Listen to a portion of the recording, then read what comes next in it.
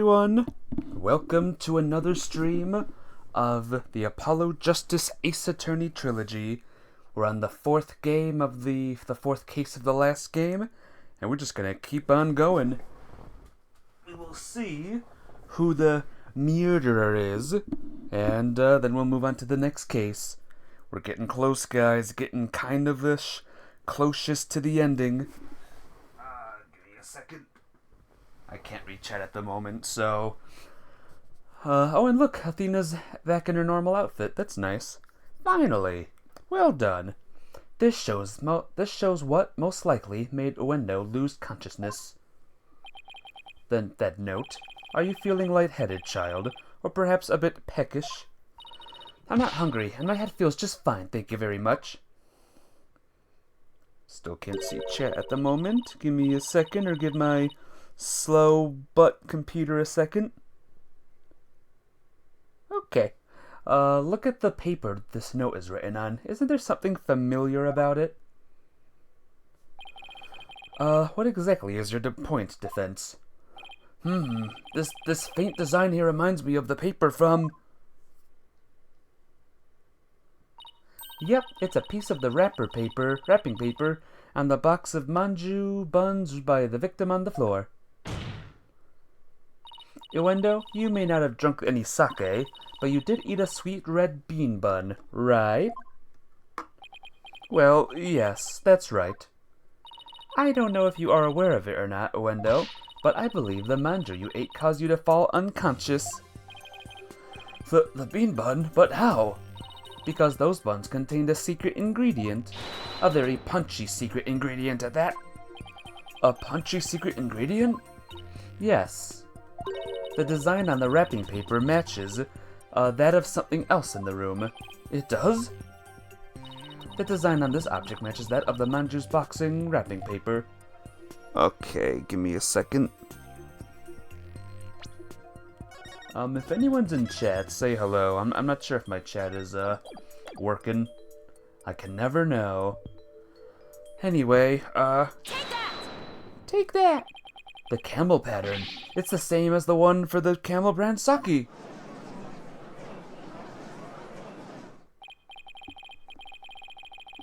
Alright, give me a second, lads. Give me a second, lads and lasses. I'll open my app just in case. So, just as Owendo said, he didn't drink any sake per se, but he did eat some. Impossible. Owendo had a camel brand red bean bun, which boasts a nice shot of sake as one of its ingredients. So the defense is claiming, hey Bean Dip, your parents left some food out for me, you gotta go grab it. Hello Bean Dip. And, yeah, my chat's not working. That's cool. That's exciting. Oh, wait, that's a different person's chat room. Cool. Oh, Twitch. Oh, Twitch app, you are so cool. Opening someone else's stream when I clicked my stream. So the defense is claiming that Owendo passed out after consuming a camel sweet bun, which allowed a fourth personality named Owen to emerge. Is that correct? Yes, Your Honor. That's exactly what I'm claiming. But there's only one thing that bothers me. Wouldn't the alcoholic content of the beans evaporate as they are steamed? In order to give them a stronger flavor, some manju are specifically made to retain as much of their alcoholic content as possible. What kind of lightweight do you think I am? Even I won't pass out from eating a simple manju. Then how about we test that theory? What do you say, Your Honor? Seeing is believing, as they say. Very well, I will allow a test. Thanks, Your Honor. Simon, go buy us some camel manju on the double. And don't forget to get me one too, okay? What, why must I? And while you're at it, Prosecutor Blackwell, you will get one for me as well. Tisk, I'm not the courthouse stable boy, you know. Taka! But just this once, I'll acquiesce. Taka, I'm counting on you. Wow. And all of you had better pay me back. Aw, but I thought it would be your treat, Prosecutor Blackwell. What a shame. Now then, let us adjourn until the manju arrive by Carrier Hawk. Court will reconvene as soon as Taka returns.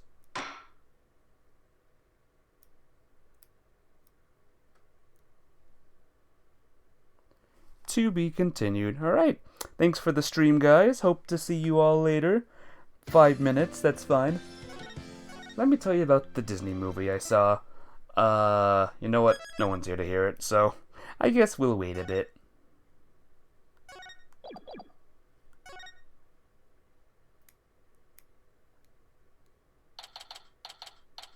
May 13th. Wait, what's today, guys? Is today the 14th? Oh yeah, it's the 14th. So this happened yesterday. All these events. That's crazy. Now that the sweet buns have arrived, this court is back in session. Alright, I'm gonna go get back into my guide as well. So give me a second. Okay? Like 1 second. Okay, here we go. Now that the sweet buns have arrived, this court is back in session. Go on to window, eat up. Nah. Chomp chew, nice flavor. You can really taste the sake. Munch, gulp. That was delicious. Yes, a unique sweetness and the faint aroma of sake. Yet, I hardly think that anyone could pass out from eating something like that. What's the matter, Window? You're not afraid of a tiny manju, are you? Or are you scared of how many calories it has? Don't be ridiculous. A sweet little snack like this couldn't possibly... I mean, it could never... Less bleeding, more eating, witness. Fine, whatever. Chomp, chomp, gulp. See, I told you. It don't affect me the slightest. Hick. We might be a lightweight, but come on, nobody's that light. Seriously, nobody gets drunk off with a little one bun. Hick. Sadly, no one got to see this in chat. Oh well.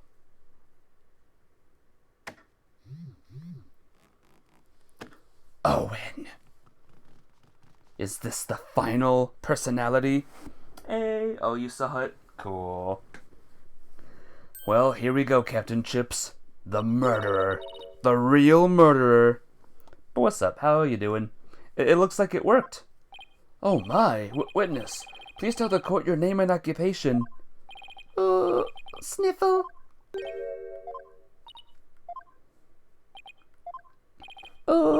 Sniffle. My name is Owen. I'm 5. You're 5 years old? Hey, D-Steppin', what's up? Bad Kitty's first. Oh, not Bad Kitty. Is it Bad Kitty? I can't even see. Oh, I love chat. It is Bad Kitty. What's up? How you doing? Bad Kitty is first. And with that, you vanish. Ouch. See you soon. You're 5 years old? Am I in trouble? Please don't yell at me. Ooh. So he's Uendo's 4th personality? I'd hardly think a child like him could have a motive for murder. To murder the victim. And even if he had a motive, could he have actually committed the murder?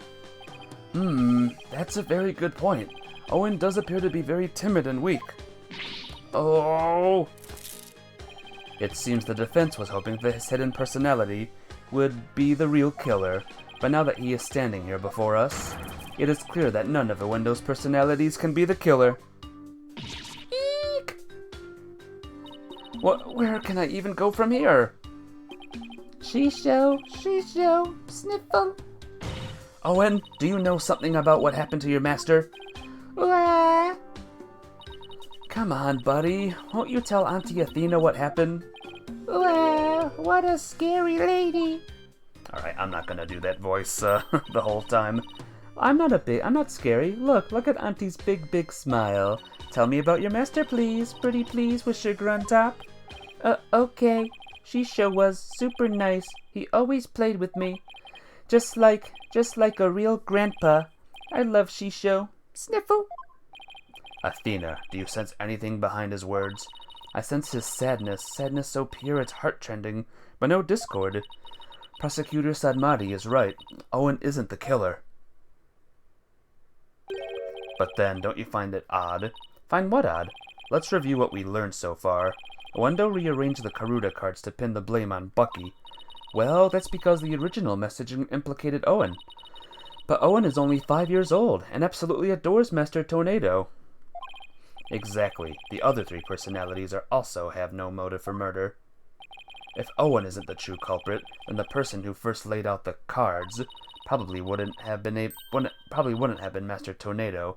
So then, who did it? Defense? Did the appearance of Owen help you figure anything out? Yes, Your Honor. I now know who it was that first laid out the Karuta cards. But I thought it was the victim, right? No, Your Honor. I don't believe it was. The one who first arranged the Karuta cards on the table was none other than the save button. By the way, Captain Chips, I remembered another character that we actually both saw that has DID. That syndrome. What's it called? I forgot already. But remember Yu Yu Hakusho? Remember that guy? I remember that guy.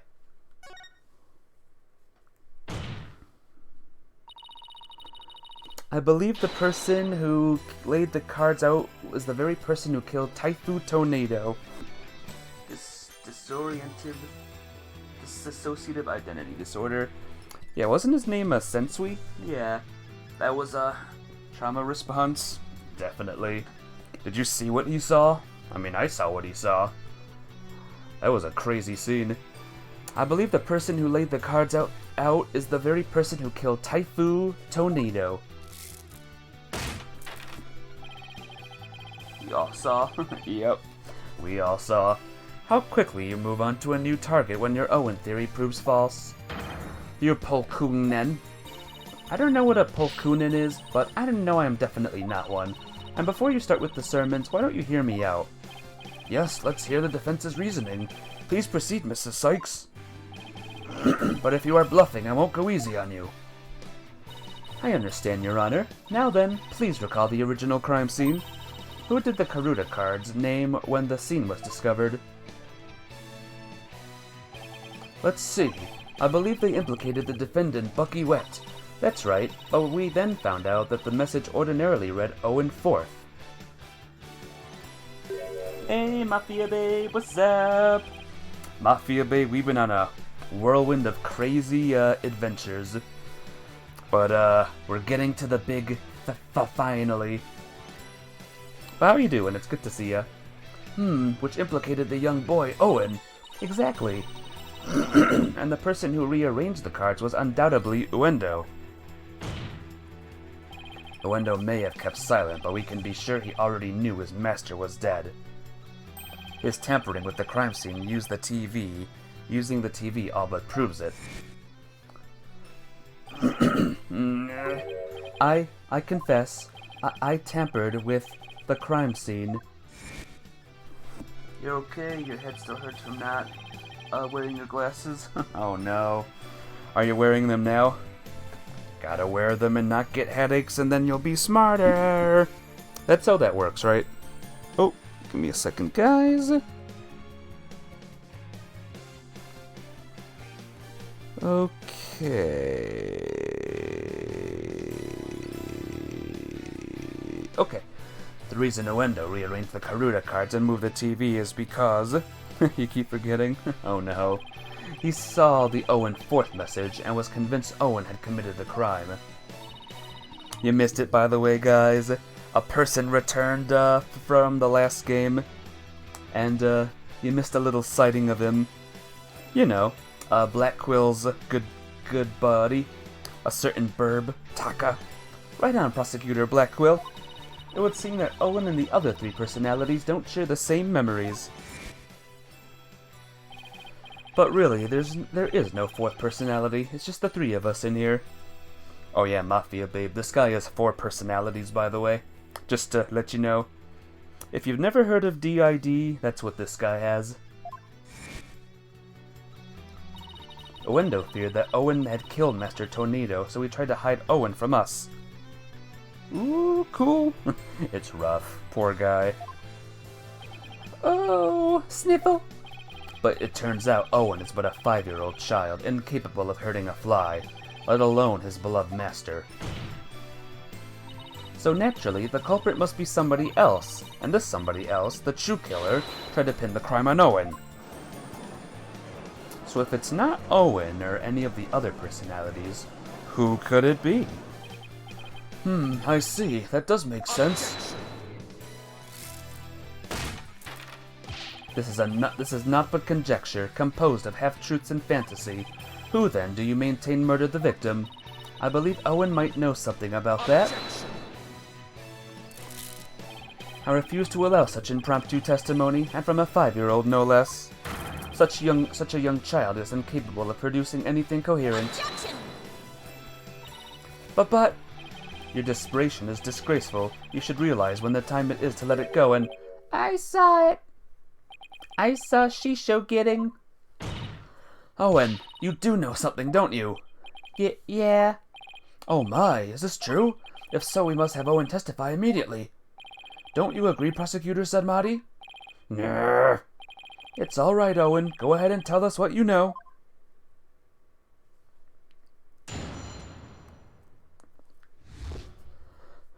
I wonder if the profiles have all of the characters. Nope. So the real guy is 28, but this form of him is 5. I wonder how old the other 2 are. Shisho was standing with a knife in his hand. Blood was dripping onto Shisho's face, getting it all red. I couldn't move at all. I was so scared. I passed out. But this is eyewitness testimony from the moment of the murder. Owen, can you tell us anything else about what you saw? I was so scared. Sniffle. Ooh, so scared. Sniffle. Owen, his emotions are spiraling out of control. Something must have really frightened him. Is he alright? His emotions are running wild because he's trying to recall something frightening to him. I recommend a therapy session right away. I see. Yes, please do whatever you can to help the poor boy. Will do, Your Honor. I better find the cause of these out-of-control emotions pronto. Here we go again.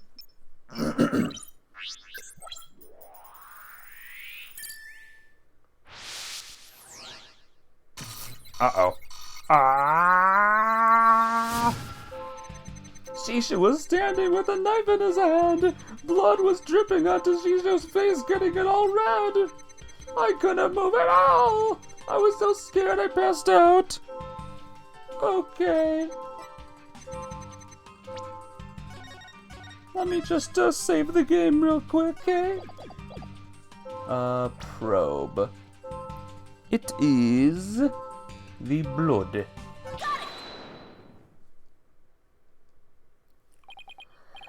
Yeah, blood was dripping down onto Shisho's face.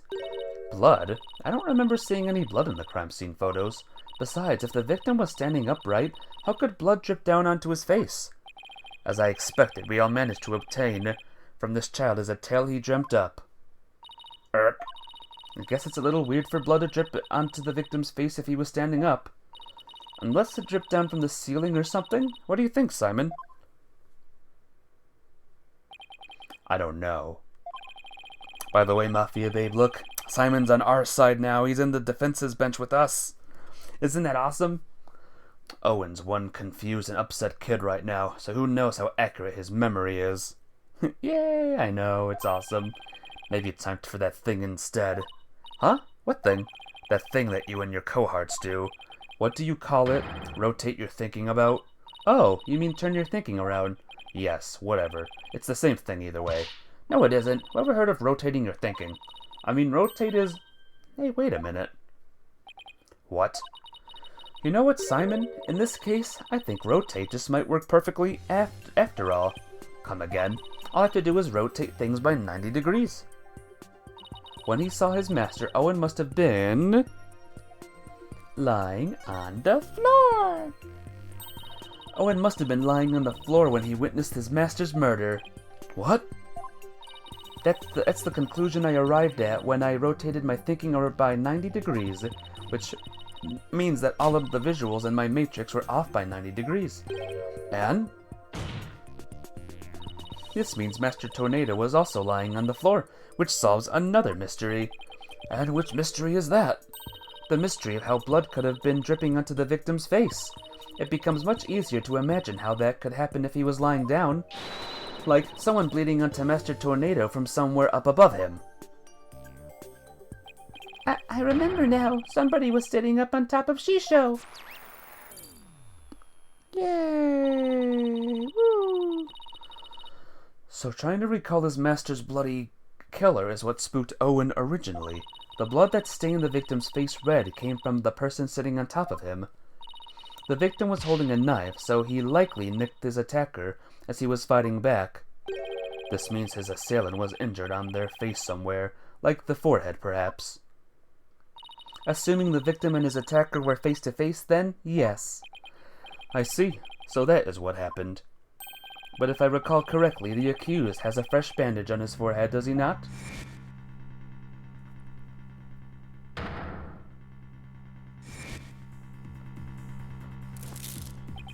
That injury of Mr. Wet's is conclusive evidence that he committed this murder. Why?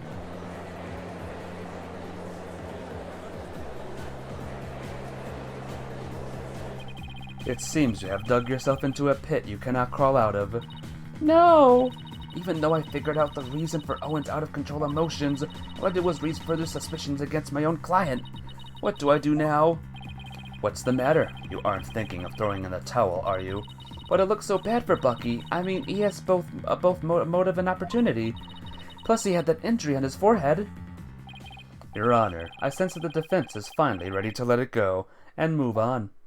Well, Miss Sykes, I understand that you don't want to give up on your client, but I won't allow you to prolong this trial without a good reason. Well, that lawyer did her best, but all the signs point to the defendant's guilt. Maybe it's time she gave up. She tried everything she could. I really don't want to back down, but... Silence! Athena, are you having doubts about Bucky's innocence? I wouldn't say that. It's just... Do you remember what you said to Bucky earlier this morning? You mean, you believe me, ma'am? Of course. No matter what, I'll believe in you to the very end. Were those just empty words? Of course not. It's just that all the cards are stacked against us. Are you still stuck on that line of thinking? Motive, opportunity, and an injury to his forehead. Is that all it takes to make you stop believing in your client? Tell me again, who are you to Bucky? I'm his Ms. Chickadee lawyer. Then do your duty and believe in him until the very end. I will. Simon's absolutely right. I'm Bucky's lawyer, and he's depending on me. Defense team, please, no fighting in my courtroom. The defense is ready to resume, Your Honor. Prosecutor Blackquill was just giving me a pep talk. That's all. Thank you, Prosecutor. Sheesh, I know, right? Gotta give her the old pep talk. I didn't do it for your sake. I did it for the future of Wheat and Soba. Yeah, I got it. The defense would like to now continue with Owen's therapy session. Owen, would you be alright with that? Okay. So somebody was sitting up on top of Shisho, bleeding from their head, and smooshing something into Shisho's face. That's funny. What is it? I still hear discord in Owen's voice, but I don't sense any inconsistencies between his statements and his emotions. And there don't seem to be any contradictions in his testimony itself either. Ah, so that's it, huh? Did you figure something out? Your ability to sense emotions is making you focus too much on his feelings, Athena. But there's actually something he's being very vague about in his testimony. You can clarify what he's feeling uncertain about with some evidence. You should be able to move forward from there. Okay, that makes sense. I'll give it a try. I'll just update the mood matrix with the new information and then we'll be ready to go. So I just need to present some evidence on what Owen is being vague about, huh?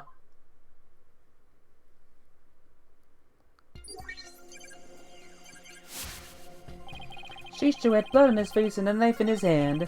He was on the floor and somebody was smooshing something into his face.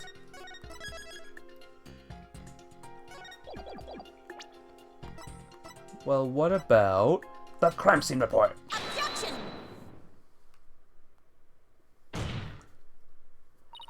Let's put the name of that thing Owen's uncertain of, shall we? By identifying the murder weapon that was used to suffocate the victim. Fortunately for us, I spy the murder weapon right here in this crime photo. Unfortunately for you, I spy nothing of the sort. And the police did not spy anything of the sort during their investigation either. Pray tell, where is this murder weapon you see? You don't see it because it no longer looks the way it did when it was used as a weapon. This is what the killer presented into the Master Tornado's face. It's... just in case it's gotta be pixel perfect again. It's the noodles! The mystery person that Owen saw pressing soba into the victim's face, thereby suffocating him. I grow wary of your tasteless jokes. How could anyone commit murder with soft, delicate soba? The noodles would instantly fall apart if they were pressed into someone's face. Yes, I agree. Well, I disagree. There is a way the soba could have been used to suffocate the victim. What?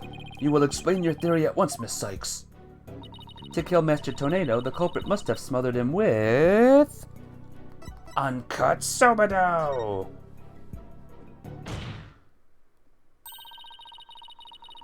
Who would have thought that was it, huh? The culprit must have used the soba before it was cut into noodles. In other words, the murder weapon was raw soba dough. What?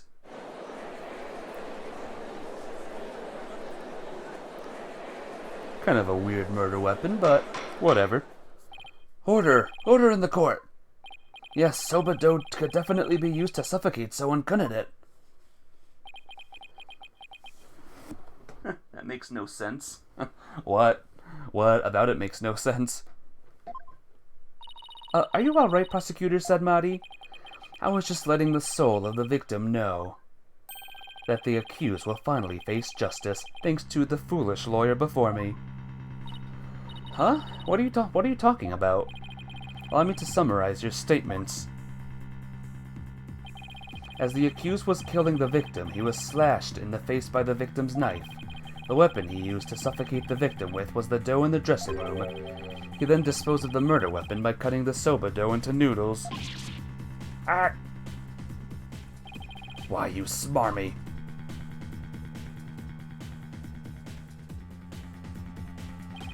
Afterward, the accused put the victim's face into the bowl of soba noodles and broth to wash off the blood that has dripped onto the victim's face from his own. And there you have it, the true sequence of events behind this foul affair. Now wait just a minute. Never once said that Mr. Wet was the culprit. Who but the accused knows how to cut dough into noodles, defense? Dhurke. That's a very good point, Prosecutor Sadmati. I heard that cutting soba dough into uniform noodles requires considerable training. But then, what about the dying message? How do you explain that? Soba's made of buckwheat and water. It's soft. But could it still be used to smother someone, though? If, enough of it is applied? The defendant would have known about Owen's personality. Perhaps the victim was simply playing with the cards, and they hold no other meaning. Maybe, but he didn't die by suffocation. Who knows? He was old, too, also. Perhaps he spelled out Owen's name just in jest some time before his murder. That's true. From Owen's testimony, it's clear that Master Tornado cared for the boy. It appeared we've arrived at a compelling conclusion. Taking together all of these points made a convincing picture of the defendant's guilt. Owen, is there anything else you can tell us? It doesn't matter how small of a detail. Anything will do. Oh, you're scaring me. Oh, I'm sorry, Owen. Auntie Athena didn't mean to raise her voice. Had to be gentler with him. I can't forget he's only 5 years old. No need to be scared, okay, sweetie? Just tell us anything you can remember. Well, when I woke up, the person who killed Shisho was standing over me, bleeding from their head. Owen, you saw the killer's face?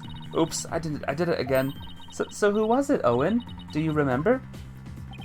Oh, I don't know who it was. Picking up some noise. That must mean there's still something to uncover in Owen's testimony. I don't know what Owen saw, but suffice it to say, we are analyzing the dreams of a child. You've wasted enough of our time, Defense. Let it go and move on. No, there's still discord in Owen's heart that needs to be addressed. Therefore, I can't give in here. Owen, do you think you could continue your testimony for us? Sniffle. Okay. I'll enter the new info and run an update then.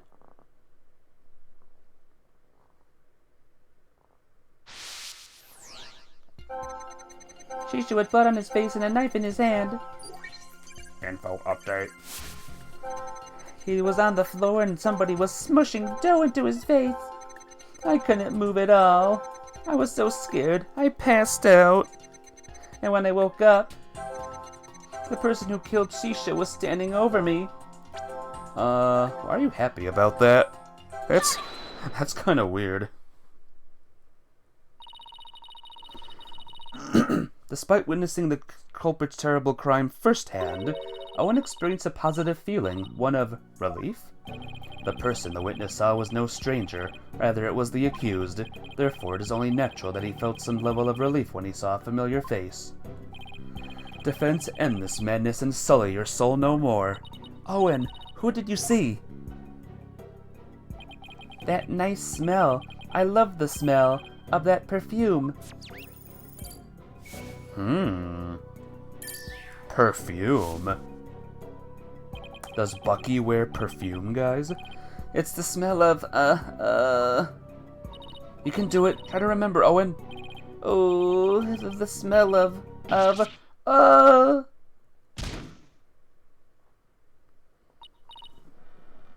That is literally what happened. Yep. Owen?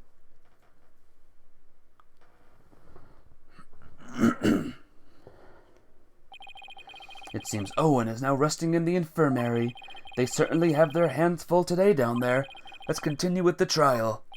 Despite Owen's testimony, it is the opinion of this humble servant of the Holy Mother that the child's words were insufficient to clear the accused of suspicion.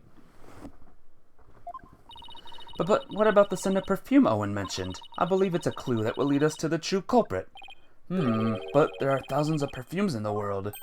It could even be the scent of the hair product the accused uses. He does have one amazing hairstyle, so that's certainly possible.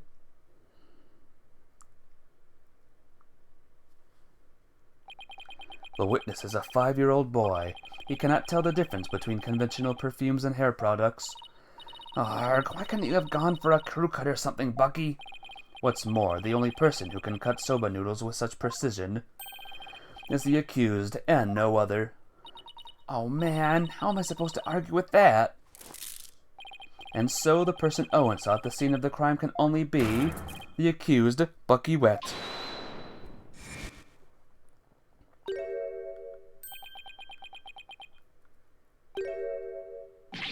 What the? Hey. I never use hair products or anything with a smell. If I were something like that, the smell get the soba. Boom, check it.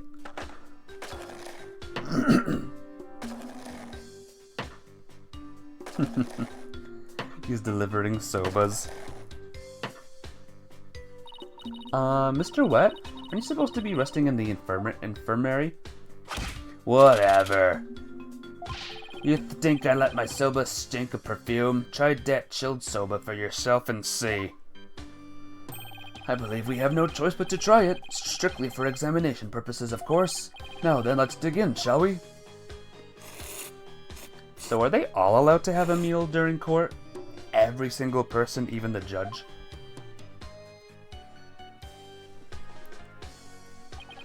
That was delightful. Ahem. Well, I'm satisfied that there are no traces of hair products or perfumes in Mr. Wet's soba. First sweet buns and now savory soba. What a delectable trial this has been.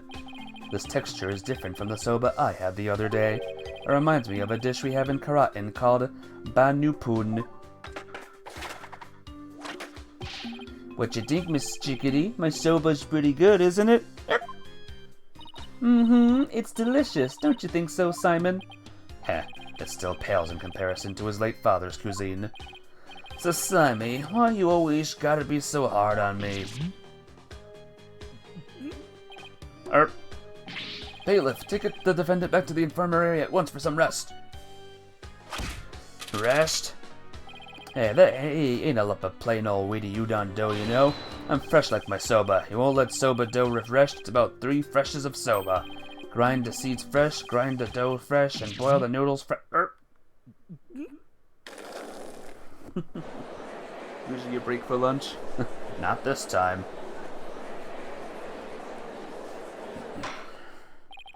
Good grief, what a defendant. At least Bucky wasn't the source of the perfume smell. Wait, smelly perfume? It looks like he remembered something. The phrase smelly perfume reminded me of a certain somebody. Oh, and who might that be? There's only one person that comes to mind. The phrase smelly perfume reminded me of this person. Who's the real murderer, guys? I think it's... the clown! Garu Tornado? Yes, she did smell very nice, didn't she? Just a moment, defense. You would throw suspicion on Garu now because of a scent? Your Honor, there is no need to go along with these ever-changing claims of the defense. I suppose their claims have been awfully inconsistent. But Garu couldn't have been at the crime scene. Yes, but... you'll get to see those balloons of hers if we call her back to the witness stand. How vulgar. His Honor is not interested in such things. Ahem. Setting the matter of her balloons aside entirely, I do believe it's appropriate to ask Garu some questions given the circumstances. This has nothing to do with her balloons, of course. Thank you, Your Honor. Polkunka! There you go. The balloons are back, guys. Thank you for calling this disciple of the Tornado School of Rakugo back for an encore. It's me, the balloon artist you all know and love, Garu Tornado. On to balloon. What wonderful balloon artistry. Your Honor, please. Now then, what would you like me to make for you this time? Actually, I called you back for more testimony. But I'm all talked out. This case has left me completely deflated. What? You didn't find that funny? Anyway, what exactly is going on, Simon? Seems the person who murdered Master Tornado was wearing perfume. And you were the only person I could think of who wears perfume. Wait, you mean I'm a suspect now? Garu, you knew about Owen, right? Well, yes, I often play with him at Shisho's request. So that means you could have left that fake dying message, right? What? Just because I wear perfume and know Owen? You think I'm a murderer? Oh, how could you? The witness is absolutely right, with no evidence but distorted memories of a small child. It is outrageous of the defense to accuse this woman. But that's right, you don't even have any proof. You may step down from the stand, Garu. The defense does not have one scrap of evidence that connects you to the crime. Wait just 1 minute. I may not have proof, but Owen's testimony is still... Enough. Please feel free to leave, Garu. But I'm so close. There must be something I can do. Well, if the prosecutor says it's okay, then I guess I'll be going now. Silence! Hoy, Garu, you're an entertainer, aren't you? Once you go on stage, it's your duty to complete your performance, is it not? So what are you doing, leaving us halfway through? Eek! Whoa. Look who has a bandage. There's a bandage on Geru's forehead. Hey, Stars. How you doing today? Welcome to the stream. Welcome to... We're gonna find out who the murderer is. And since we know that Master Tornado's killer had a cut on their face somewhere, how was your stream? How was, the Tears of the Kingdoms? Did you know that game's a year old now, guys?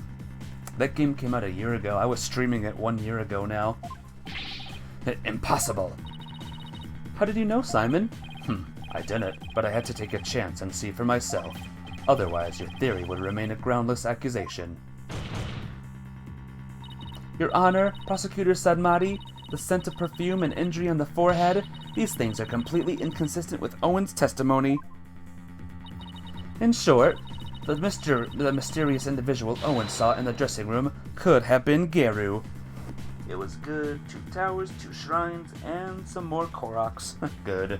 The Koroks were the most important things to find, right?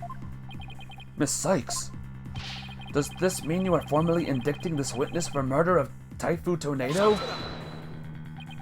Should your accusation prove to be false, I hope you are prepared to pay the price in full. Simon, what price is he talking about? I thought that should be obvious. Prosecutor Sadmonks is saying he'll see to it. He'll never stand in a court of law again. I must say, though, he knows how to make a trial interesting. Just whose side are you on, Simon? Go on, then. Into the deep end with you. You really have but one choice anyway. Well, Miss Sykes, I'm waiting. With regards to the witness Geru Tornado, the defense wishes to... indict her. There's no reason for me to hold back. Not if I really believe in my client. The defense wishes to formally indict Geru Tornado for the murder of Typhoon Tornado. I have tried to be merciful, but now not even your pleas will reach the Holy Mother's ears. You will have plenty of time to regret your decision in the pit of hell. Except I won't need to. The person who murdered the victim was not Mr. Wet. It was Geru Tornado. The bandage is just from a silly slip-up I made while cooking yesterday. That's all. What kind of extreme cooking were you doing to cut yourself on the forehead? Well, what can I say? That's what happened. You also don't have an alibi. Hang on a minute. You also don't have an alibi for the period before 4 p.m., do you, Geru? But, I really didn't know anything was wrong until Shisha was found dead. If you don't believe me, then with a twisty twist. Twist. Oh. And blood, there you have it, an adorable little kitty. How could you suspect a cutesy little balloon artist like me? Geru, I've been meaning to say this for a while now, but could it be that you don't have an eye for balloon art? Don't you think I know that? You didn't have to come out and say it. I'm the daughter of a great Rakugo artist. I never wanted to do stupid balloon art. I was supposed to be a Rakugo storyteller, too, just like my late daddy. But Chisho told me to do balloon art instead. Sniffle! I guess the victim thought she had no talent as a Rakugo artist either. So you're still gonna suspect a poor little thing like me? Please stop trying to skirt the issue. It all comes down to the scent of perfume and the cut on your forehead. You and the culprit in Owen's testimony shared these 2 traits. You're dead set on accusing me, aren't you? Well, here's what I have for naughty little girls like you, with a twisty twist. I'ma cut you, witch! Go ahead, make me testify all you want. When the truth's revealed, it'll be your balloon or mine that goes pop. Got it? Oh my, is that yet another hidden personality? Simon, is everybody in the Tornado School like this? How should I know? Well, her personality's changed. Yeah, I visited the dressing room during that time to make the courtesy call after my act. Shisho and Owen were in there, but they were both snoring up a storm. I saw the note Shisho left, so I just left. Didn't want to disturb him, you know? The perfume Owen smelled must have been left over from when I visited. Well, so Geru's saying she went into the dressing room but then left right away. Don't take her at her word. Come on, do you really think I would? I'm just trying to figure out how to get her to talk about what really happened. Now then, Miss Sykes, you may proceed with your cross-examination.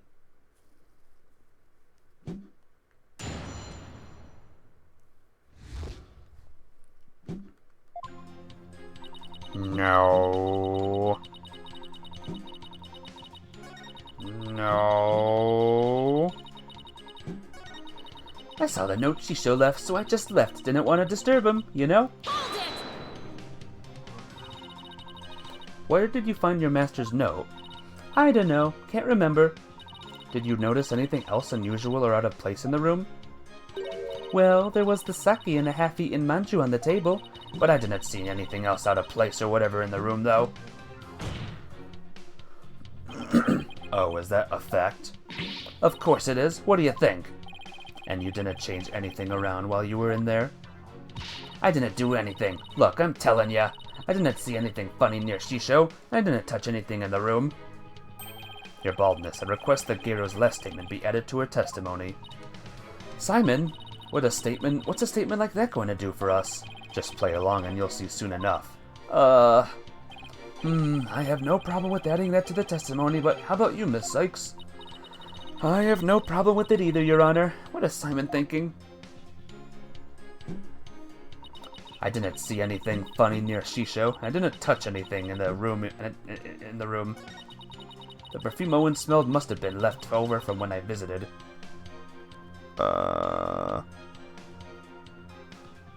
New piece of testimony. Is this the new piece of testimony? Or is it this one? Well, we're gonna find out in a second. Objection! Haha, there we go. Give me a second, guys. Okay. Gero, you said that you didn't notice anything odd or unusual near your master. You also said you didn't touch anything in the dressing room. That's right. What about it? Then I wonder who left that dying message with the Karuta cards. What are you going on about? It had to have been that Bucky. Sorry, but that's not possible, because only 3 people knew of Uendo's personalities. Uendo, your master, and you. Eek! If Bucky had left that Karuta message, he would have spelled out Owen. He would have spelled out Uendo. What it boils down to is this: as a member of the Tornado School, you, Gero Tornado, are the only one who could have left that dying message, and as the person who left that message, it is clear that you are Master Tornado's killer. Grrr, will you ever quit your yapping? You are like wretches clinging to the spidered thread of salvation. Allow me to cut that holy thread from the heavens and bring you back down to earth. Would you quit butting in whenever things start to go my way? Silence, child. Playtime is over. What did you just say? As the witness stated, she went into the dressing room and soon came back out again. But the victim's note was not the only reason she left with such haste. There was another reason that compelled Gero to leave at once. Gero, would you please relate said reason to the court? There was a reason why Gero had to leave the dressing room? Well, I didn't want to show you this, but I guess I got no choice. Keep your eyes peeled, 'cause here it comes.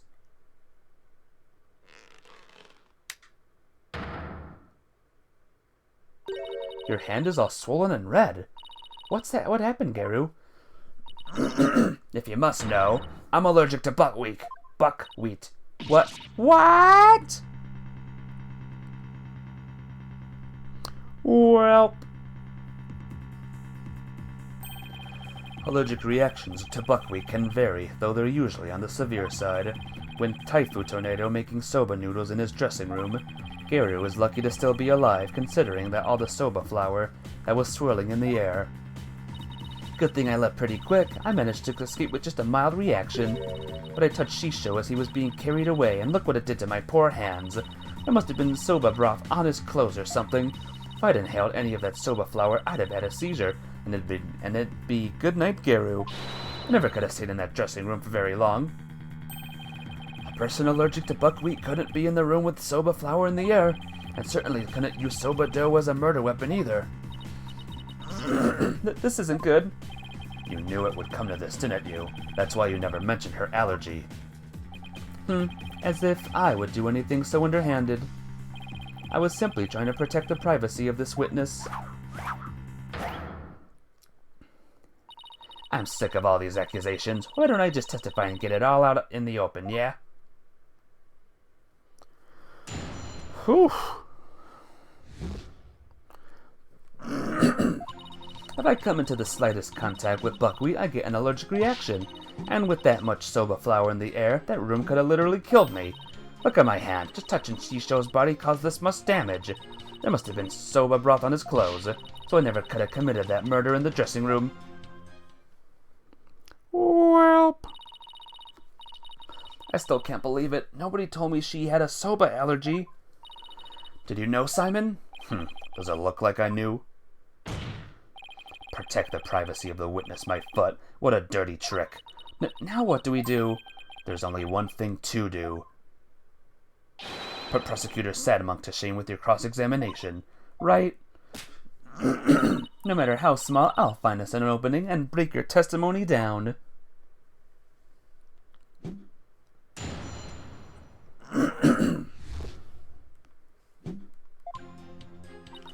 If I come into the slightest contact with buckwheat, I'd get an allergic reaction. You're not lying about the soba allergy of yours, right? Of course not. I swear on the grave of my father up in heaven. I can even get a doctor's certificate if you want. She seems to be telling the truth. I've had this allergy for as long as I can remember, but I never dreamt in a million years it'd clear me of murder. And you'll come out of this smelling like a delicate buckwheat flour to boot. Well said, Your Honor. And with that much soba flour in the air, that room could have literally killed me. This is not good, Starlight. How can we figure her as the murderer now? I'll give you that there was quite a bit of flour scattered about in that dressing room, but you went in to pay your respects to your masters regardless, right? Yeah, but like I said, I came right back out. I mean, the soba-making tools were right there. You better believe I was careful not to breathe any of it in. But you still could have committed this crime if you held your breath while doing it. Don't be ridiculous. I would have suffocated to death before Shisho did. Yeah, I guess you're right. Jeez, get a grip, will ya? Look at my hand. Just touching Shisho's body caused this much damage. Maybe there's a twist here, like you're actually allergic to dogs and not soba. You kiddin'? Bring my little Jugemu in here. I'll hug and squeeze him like there's no tomorrow. I'm telling ya, I have a genuine, honest-to-goodness soba allergy. Defense. The witness clearly has an authentic allergy to buckwheat. Any further deliberation on the matter would be meaningless, pointless, worthless. You heard the man, lawyer girl. Alright, fine. I was just starting to think the same thing myself. Doesn't mean I have to like it, though. I probably got this allergic reaction on my hand here because I touched Shisho.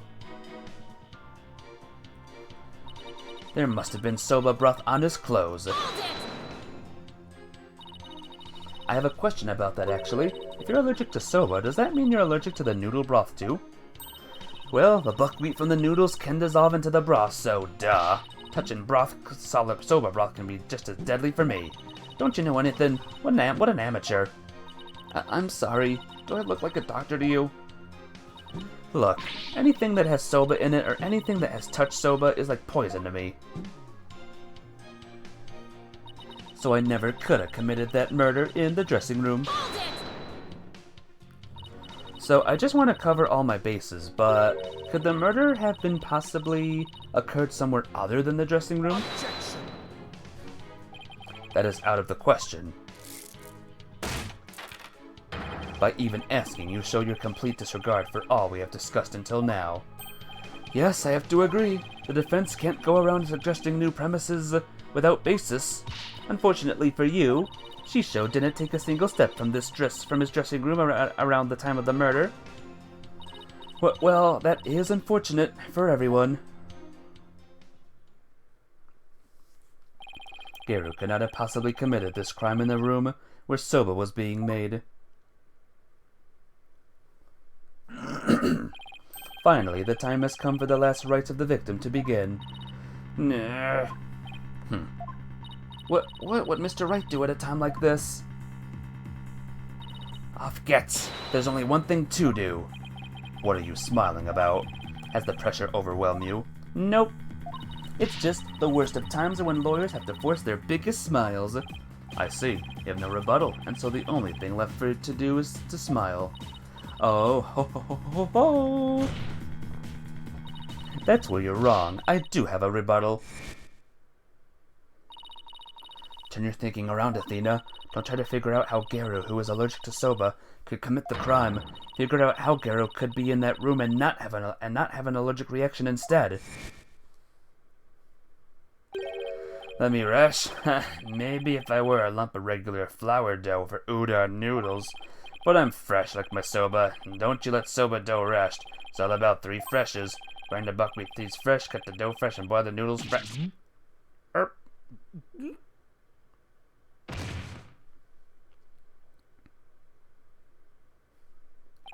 He's blacked out. It appears to have been written by the victim. Allow me to read it. Resting, do not disturb. Yes, that's the note I saw. After reading that, who would have think Sisha was napping? If you must know, I'm allergic to buckwheat. Is buckwheat and soba the same thing, guys? What if that certain piece of evidence doesn't mean what we think it means? If that's the case, I might be able to prove that Garu could have committed this crime. No matter how hard you search your mind, you cannot overturn facts. Well, Miss Sykes, if you have no further objections, I'll hand down my ruling. You make soba out of the buckwheat flour? Alright, I will continue with the game then. True, I can't overturn facts, but what if we got our facts about a piece of evidence wrong?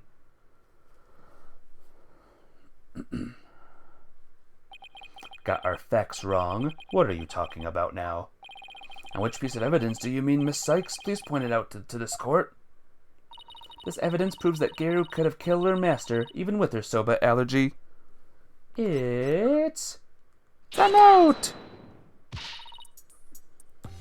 It's Master Tornado's note. The note? Preposterous. What possible connection could there be between the witness's allergy and that note? The answer lies in the true meaning of this note. Its true meaning? This note does not mean I am resting, do not disturb, as we had assumed, but rather it actually means this dough is resting, do not disturb it. Wait a minute, Athena. It doesn't make any sense. You're right, it doesn't. After all, as Bucky told us many a time, you don't let soba dough rest. But what has all this jibber-jabber got to do with anything? This is it, the home stretch.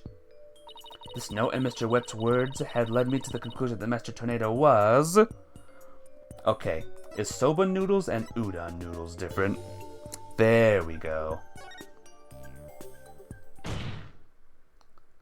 The victim, Typhoon Tornado, was not making buckwheat noodles. He was making ordinary udon noodles instead. Pokunka! Yes. Well, I guess they don't this time, huh? Yeah, different method of preparation. That layer of flour in the dressing room wasn't soba flour, but plain old wheat flour for udon. So actually, it was totally possible for Garu to be in that room and kill her master.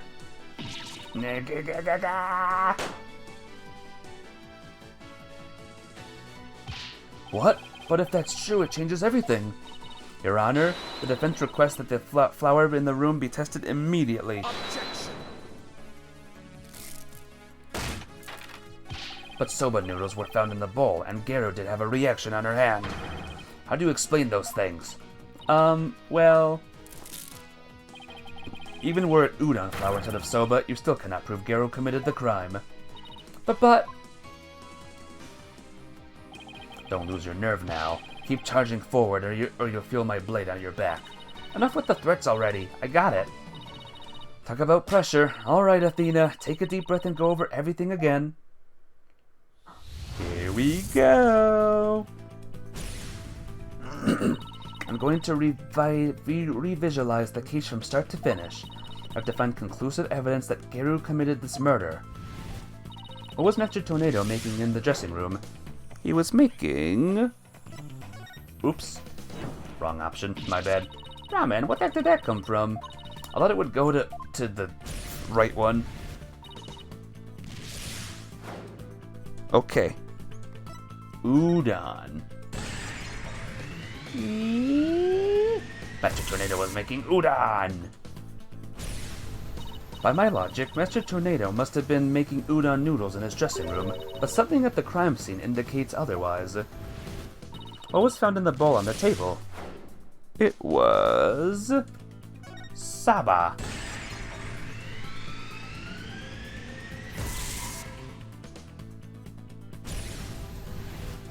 Even though the master wasn't making soba noodles were found on the scene. Mr. Hat? Oh, it was Mr. Hat who killed her. Him, rather.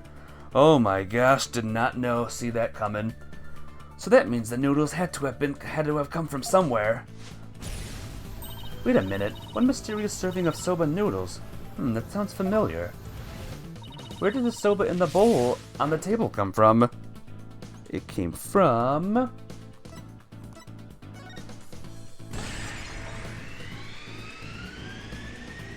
The soba was from the Master Soba stock. How did Mr. Hat get in the bowl? He just did. He's magic. The soba noodles found at the scene were from the Master stock of uncooked noodles, but then why would the culprit go out of her way to cook that soba and put it in the bowl?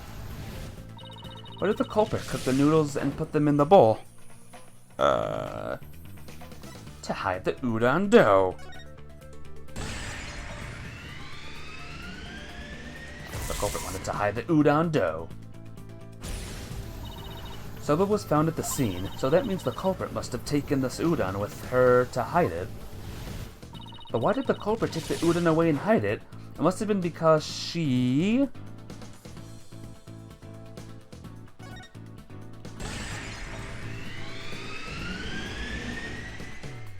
The murder weapon was the udon dough. That's it! The udon dough was the real weapon he used to kill Typhoon Tornado.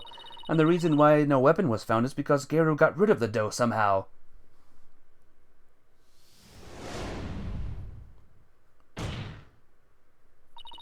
The real murder weapon was the udon dough the victim made. If we can find this dough, that'll prove my theory correct. And undeniably prove Geru's guilt. Even if we could find this dough, what makes you think that it would prove that she is the one? Please recall Owen's eyewitness testimony, Prosecutor said Mari. If the injury on Geru's forehead was caused by the victim's knife, then Geru's blood must have dripped down onto the dough used as the murder weapon. That would make the dough pretty conclusive evidence, wouldn't you agree? But where is this conclusive evidence?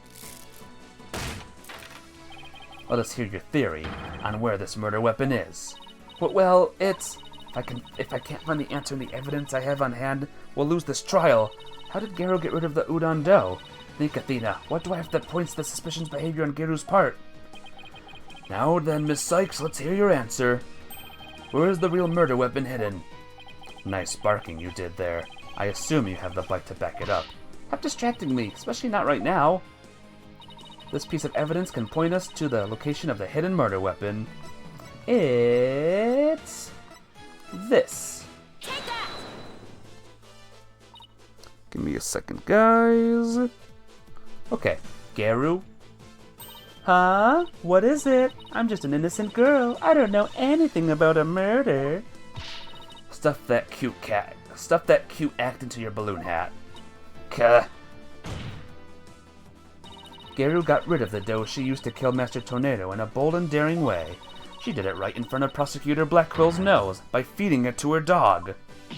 No, I... Ha ha ha ha ha. Of course, now it all makes sense. I was puzzled as to why Geru, who should know her own dog's eating habits, would feed Jujimu more than he could possibly finish. Your Honor, please order an investigation of the yard right now. And what should the police be at the theater be looking for exactly? Jujimu must have buried his leftover dumplings somewhere around his doghouse. Dumplings that Geru made out of the udon dough with her blood in it. Gah! Nah! This is preposterous. I want to thank you, Simon. If you hadn't kept me going, I might have given up along the way. What are you blathering about now? Still have work to do. Now, by your hand, finish this wretched case off, Athena. You got it! Garu, do you remember what you said what would happen when the truth was finally revealed? When the truth's revealed, it'll be your balloon or mine that goes pop. Got it? Well, now the truth's out, and it looks to me like it's your balloon that goes pop. Arrgh!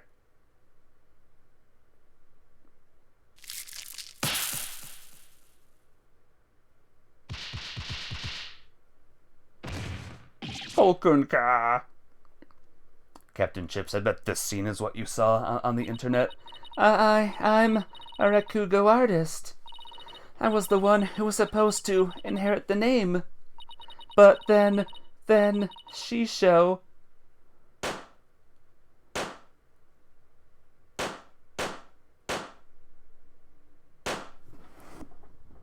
Even the nose. Why are my balloons bursting? Daddy, are you mad at me?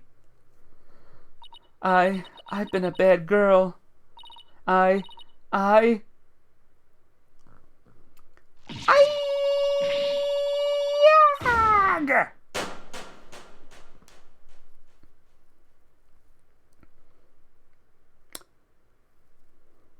Of course that would be on the internet. Obviously. Sniffle. Oh.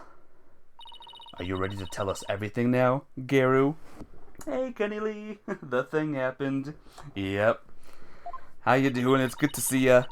The whole reason I entered the world of Rakugo in the first place was to follow in my father's wonderful footsteps and inherit his stage name. His stage name? You don't mean Uendo Tornado? I knew I wasn't very good at storytelling, but I thought that if I did the stupid balloon thing like Shisho wanted, I'd inherit the name someday. But Master Tornado gave the name to his junior disciple. Yeah, that's why I took my revenge on Shisho during the show celebrating the name succession. So that was your entire motive? I doubt anybody else could understand, but inheriting my father's name was everything to me. It was my whole reason for living. Of all the days you could have taken your revenge, why did you choose the day of the show? Because they wanted to pay Uendo back for stealing what was rightfully mine. I wanted to pin the blame on him at the show, where all the Tornado fans were gathered. But then Uendo tried to shift the blame onto Bucky Wet, and now we know the whole story. There's just one more thing I want to know. Did you know Master Tornado was making udon in his dressing room yesterday? No, I didn't. When I saw the soba making tools, I was worried about my allergy, but it was my only chance to get my revenge on the two of them, so I went ahead and did it. So it was a premeditated crime, but in the end, only you went through with it on impulse. Then the allergic reaction on your hand. You're not here? You think you are? How have you been? It's from touching the soba in the refrigerator with your bare hands. When you were tampering with the crime scene after your master's death? Yeah, by that time I wasn't clear-headed enough to worry about my allergy. Garu, how could you do all this, you idiot? Garu, I get your desire to inherit your father's name. But what you really should have inherited from him wasn't his name, but his heart. His heart?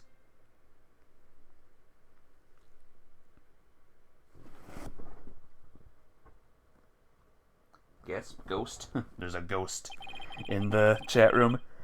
Do you have anything to add, Prosecutor Sadmari? Any objections? No, Your Honor. Miss Athena Sykes? Yes? This is the first time he's used my name. I shall. Be sure to remember your name. Really? It seems he finally recognizes you as a proper adversary. Thanks. That's all I ask, Prosecutor Sadmari. It looks like there are no further objections, Bailiff. Please bring in the defendant.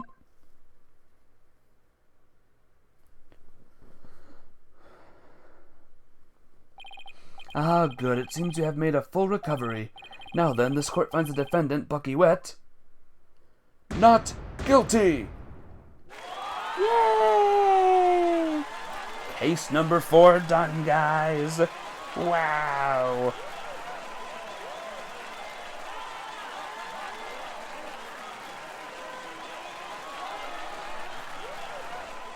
This court is adjourned. So everyone, where does Geru Tornado go on the Kill This Man list? I would say not that high. And he has a number 4 on his back. Yep, that went on for a while. A little bit of a while. Congratulations, Bucky. I'm so glad you were found innocent.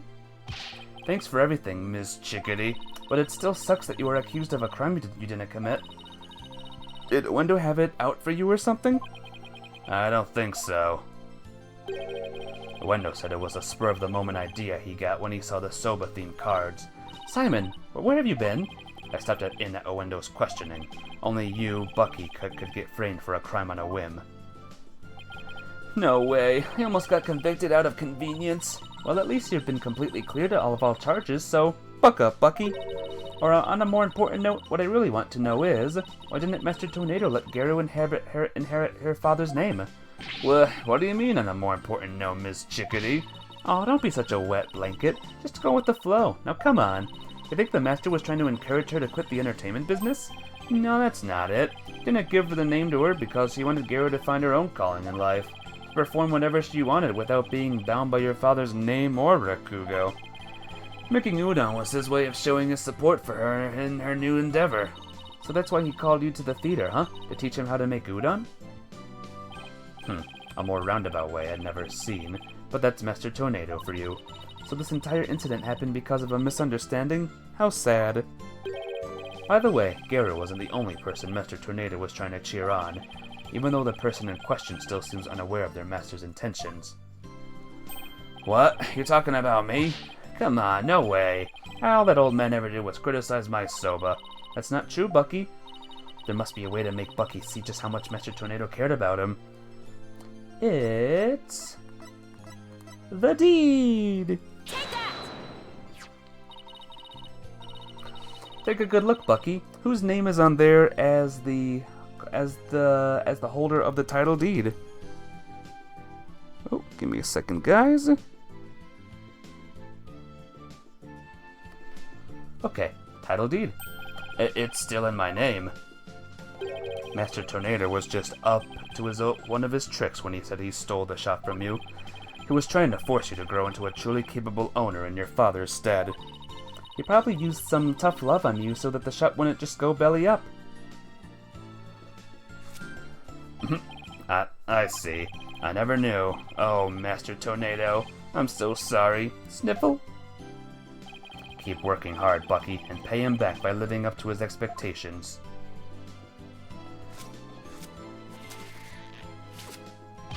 Thanks, Simon, and you too, Ms. Chickadee. One day my Soba's gonna be so good it'll knock that old man's socks clean off. After all, I'm the 4th generation owner of Wet Soba. Wet Noodle number 4. Well, I better be getting back to my shop. I gotta get ready for the lunch rush. Hold on. Can I place an order for delivery, Bucky? Yes, Ms. Chickadee. Could you deliver a bowl of udon to Geru on behalf of her master? You got it. I'll make sure it's got all the TLC Master Tornado would have packed in it, too. Thank you. Well, see you. Be sure to drop by the shop sometime. I will, and I'll bring the whole agency with me. Do us all proud, Bucky. I'll have the best soba in town waiting for you when you come. Peace out. And away he goes. Ah, it's nice to see somebody give it their all, isn't it? Wonder if I leveled up any thanks to this case. Don't kid yourself. The trial would have been a spectacle and a half had I not been by your side. You don't know that. For a lawyer who's versed in psychology, you're too full of weak points. You need to learn to analyze yourself more objectively. Or you could just teach me your famous mind tricks, Simon. No. Way to shut someone down, and why not? Because the more pesky lawyers there are, the harder my job becomes. So it's in my best interest for you to remain green forever. Hey, what about what's in my best interest, huh? Besides, weren't you the one who had the wool pull over your eyes by Uendo? Must you remind me? How could I have known Uendo would do time soba? Hey, speaking of time soba, I just thought of something funny. Oh, goody. I can't wait. Okay, here it is. In time soba, Why didn't Mon number 9 get counted? Come on, do you know, Simon? How should I know? Because 7, 8, 9. Thank you, I'll be here all week. Ruffle? R-O-T-F-L? That I should have known. Come on, let's go get some soba or something and go home. Your treat? I'll treat you to 50% of the tab. And don't forget, you still owe me for that manju. Really, Simon? Would have hurt for you to pay for me every once in a while, you know? Oh, Japan. You so sexist? What does that mean? Where was there a sexist joke? Quit squawking and start walking, Athena. Hey, wait for me! I may still have a ways to go as a lawyer, but just like Mr. Wright, Apollo, and Simon before me, I'm going to get there someday. After all, I've inherited their passion for our courts and the law. Je peux le faire, I can do this!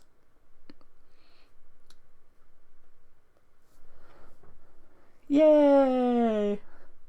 And that's the end of that, guys. Appreciate the 789 joke. Yep, gotta love it. Well, guys, you won't believe what Disney movie I watched last night. The fact that Athena basically can't handle herself on a case despite being a legal prodigy at 8 and a master in psychology. Yeah, but where's the sexism in that? I'm very confused. But I have a question for you guys. Here's a clue to the Disney movie. For showing you so many great streams and just so many great games, what do you gotta say for that? What do you say to that? I'll say thank you, Ultima. Well, you're welcome. What can I say except you're welcome for the games that you all know? There's a clue. There's a little clue. Hakuna Matata? Kind of right. Moana? Yep, I saw Moana. It's a really good movie. Really, really good. Possibly the best water graphics I've ever seen in a Disney movie, to be honest. Or in an animated. Sexism is the fact that a woman can handle herself on her own. Yeah, but where was the lady part brought up, though? She could have been a man, and all of that stuff would have been the same, too.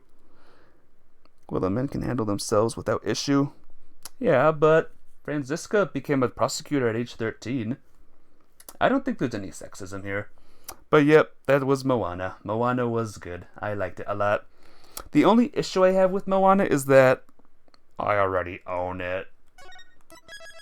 Not only do I already own it, but it's the exact same disc. Like, completely. Without him. Oh, that's just really... Oh, wait a minute.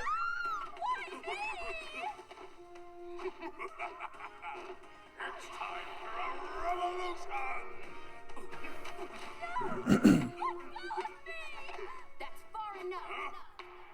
Who's there? It is I, the Plumed Punisher, warrior of Neo Twilight Realm. That's my favorite show. Oh.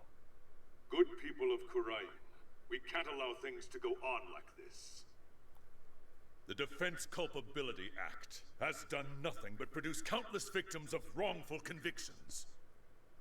The time to act is now, for we, the Defiant Dragons, have obtained the ultimate weapon, the Founder's Orb. And to the Khura'in regime, make no mistake about it, I will personally dethrone you. A dragon never yields, nor will he rest until his revolution is complete. Well, on to the final case, guys. Are you ready? This is the longest case, by the way, just to let you know. So, sit tight. And this concludes our report on the recent television hijacking incident in Khura'in. But really, who could have anticipated such a surprising turn of events? Did you hear that, Polly? Someone hijacked the airwaves over there. It's like something out of a movie. Apollo? Yeah. Dhurke, what are you up to this time? Wait a second. Do you know that TV hijacker or something, Apollo? You could say that, but it was a long time ago. And why do you know someone like that? I mean, they're calling him an insurgent. Yeah, about that. Hey now, isn't that any way to talk about the man who raised you? Huh? Oh look, he's here. What do you know? Hey there, Apollo. Long time no see. How have you been, son? It's that the guy that was on TV? It's that guy that was on TV. And good night, Mafia babe. See you later. See you tomorrow with game. We gonna be at this all week and a half of next? Yeah, probably. Guilty as charged. Surprised to see me, Apollo? I beamed in from Karatin, and boy are my arms tired. This can't be happening. I must be dreaming, or hallucinating, or both. No, you're not, Apollo. It's that TV hijacker / insurgent in the flesh. I'm so confused. Mr. Hijacker, sir, I have so many questions, I don't even know where to begin. But let's start with that bit about the man who raised you. Wait, don't tell me you haven't told anyone about me, son. It's okay to brag about it. Tell everyone in your old man's name, the rebel Dhurke. I mean, my face is all over TV these days. I'm practically a celebrity. Ha ha ha ha ha. A foreign terrorist and insurgent just casually flies into a foreign country in the middle of a revolution he's conducting? Yeah, why not? Trucy, what do you say we close up early today? What? Why? Aw, come on, son. No need for the cold shoulder. I know I'm going to regret this, but... What do you want, Dhurke? You just show up here without warning after all this time? What gives? I came all this way to see you, son. Come, rejoice. Right. Why don't you tell me the real reason you're here? What? Well, okay, so maybe there's a little something I need your help with, too, but... The fact is I came here to see you. That's the honest truth. Yes, I think we've established that. It figures. I haven't seen him in 10+ years, and he's already asking for a favor. He really is a rebel in the purest sense. He just does whatever he pleases. Come on, Polly, I need details. Inquiring minds want to know. Okay, hold your horses. First, I've got a few questions of my own. Captain Chips inputting the realism. Yeah, no realism here. Pleased to meet you, little lady. My name is Dhurke Sadmandi. I'm a rebel by trade. A rebel? But on TV they were calling you an insurgent. So which is it? Personally, I vote for a rebel without a cause. A real headache for anyone in your way. Trucy. Ha ha ha ha ha. You got me there. I'm the head of a resistance group. The Defiant Dragons. We're like the good, the bad, and the ugly, but without the good part. In Karatin, I'm like the boogeyman, a tall tale parents used to spook their kids straight. That's too bad. You seem like you'd be a fun, cool guy to hang out with. This little lady's a real catch, son. I'm talking bride material, if you get my drift. Wait, what? Oh, stop it. You're embarrassing me. Dad? Ha ha ha ha ha ha. She's a plucky one, all right. Someone pluck me out of my misery. Now, about that man who raised you business. Pointing out the stupid stuff is fun. It is. What did Dhurke mean when he said that he's the man who raised you, Apollo? The truth is, I grew up in the kingdom of Karatin. Did I, never mention that? Oh, so you grew up in... Karatin? Wait, are you saying you're not from around here, Polly? No, it's just I was raised in Karatin when I was really little. Still, that's a shocker. It's like I hardly know anything about you. How come you never told me? Apollo, you really haven't said a word about your past, haven't you? What? That I was raised by a wanted criminal? That's like a bad joke. It does sound rather melodramatic. I doubt anyone would ever even believe you. So you two haven't seen each other in a while, huh? You could say that. I'd wager it's been at least 10 years. Wow, that's a really long time. Yeah, well, I figured he'd forgotten about me. Not a chance. It's just, well... Starting a revolution takes time, and keeping it going even more so. And being a wanted man, I couldn't just hop on a plane to come say hello. I get it, it's fine. Though, truth be told, it's weird having Dhurke suddenly show up acting all parental. I'd even almost forgotten about Karatin. No, that's not true. I probably tried to forget all about it on purpose. Hey Frexel! What's up? How you doing today? Welcome to the Ace Attorneys. The final case, my dude. How are you? You like Juicy's hat? Me too. The best magician's hat ever. Now then, Mr. Dhurke, what is it we can help you with? What's your request? Need to get my hands on the Founder's Orb, the most sacred treasure in Karatin. That's where you come in. The Founder's Orb? Wait, but didn't you say you already have it in the broadcast of yours? Kind of like if Osama just took a flight to Germany to see his estranged son taking credit for that. That would be crazy. Though technically, Dhurke's not really a terrorist, he's a defense attorney. I don't think we would go that far, but it is kind of up there. Ha ha ha ha ha ha. Don't go believing everything you see on TV, little lady. No one's seen hide nor hair of the Founder's Orb for some time. No way! So that was just a bluff? What are you going to do if you don't find it? I don't know. Guess that just means we have to find it, son. Cause I can't really back down now, can I? Gah ha ha ha ha ha ha. Different year, same old Dhurke. It's all coming back to me now. Hold on. I think I read something about this in the newspaper a while back. Something about you guys stealing a sacred treasure from a temple's treasure room. Gotta go to sleep. Oh, bye, Frexel. See you hopefully tomorrows. Sleep well. Open revolt against the country he's from. The government could consider him a terrorist. Another country would be warned about him. Put it that way. I guess. Really? Yes, baseless allegations. All of it. Our enemy has really found a way to keep us on our toes. Oh, so it's like a setup. That's the long and short of it. However, my compatriot has been hot on the orb's trail, and just the other day, his hard work finally paid off. We now know the Founder's Orb is in Karain Village. Karain Village? Yes, I hear there's a spirit mediums there. They even have direct relations with Karatin. Spirit mediums? Right. Some doctor of archaeology there supposedly has the orb. His name is Archie Buff. A defiant dragon's compatriot has already made contact with him. Apparently someone asked the doctor to study the orb, so whoever asked him to do that is the real thief? Most likely. And you think this guy will just hand the orb over to you? My compatriot Daz says Dr. Buff already promises to do so. It seems he knew it had been stolen and wanted to do the right thing. He made Apple? Who the heck is Steve Jobs? Oh yeah, he made the Apple. Happy ending to the joke. I don't know what chat's talking about anymore. Daz. I remember running around with him when I was a kid. So he's here too, huh? Apollo, I want you to be present at as my lawyer when I take possession of the orb. Would you do that for me? Okay. Have we met Dr. Buff? No, we have not. New character. Fine, but I'll charge my standard fee. Now tell me about the Founder's Orb. Yeah, what's the Founder's Orb?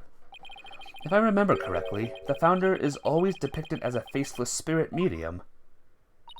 What do you mean, faceless? Images of the Founder, the Holy Mother of Karatin, never show her face.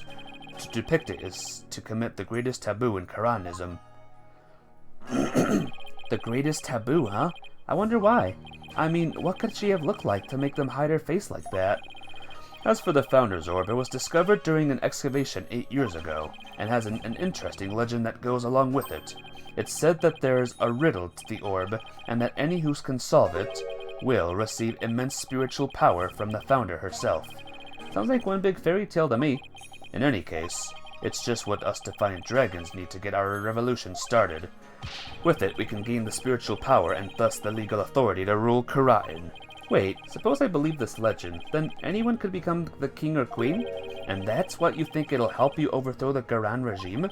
Only the rulers of Karatin have ever laid eyes on the orb, Apollo, a legendary treasure that bestows immense spiritual power. Doesn't that sound like something you'd want to see with your own 2 eyes? That does sound just a tiny bit intriguing. that should just about cover everything. Any other questions? Not right now. I almost forgot. I brought you a present. Eat up, son. Sushi? I figured you probably couldn't afford 3 squirrel meals a day, so... Yay! I was just thinking it was time for lunch.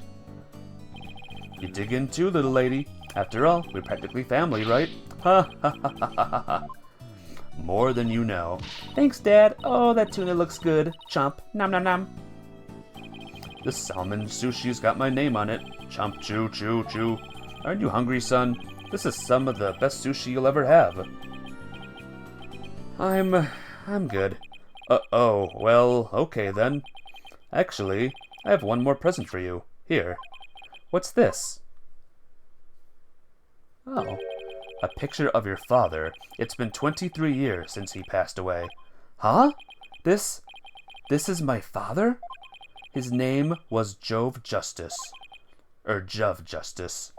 Jove? Jove or Jove? I don't know. Haven't talked to you about your real father in some time, but as you know, he was a musician, a wandering minstrel, if you will, and a talented one at that. Why are you giving this to me now? I thought it was sad you didn't know what your old man looked like. I searched high and low to find that one picture. What's wrong, Apollo? Don't you want it? I don't know. I mean, it's not like I ever met the guy. Well, I went through all the trouble of finding it, so go on, take it. Of justice, fair enough. Jove Justice of Justice. And don't ever let it go, you hear?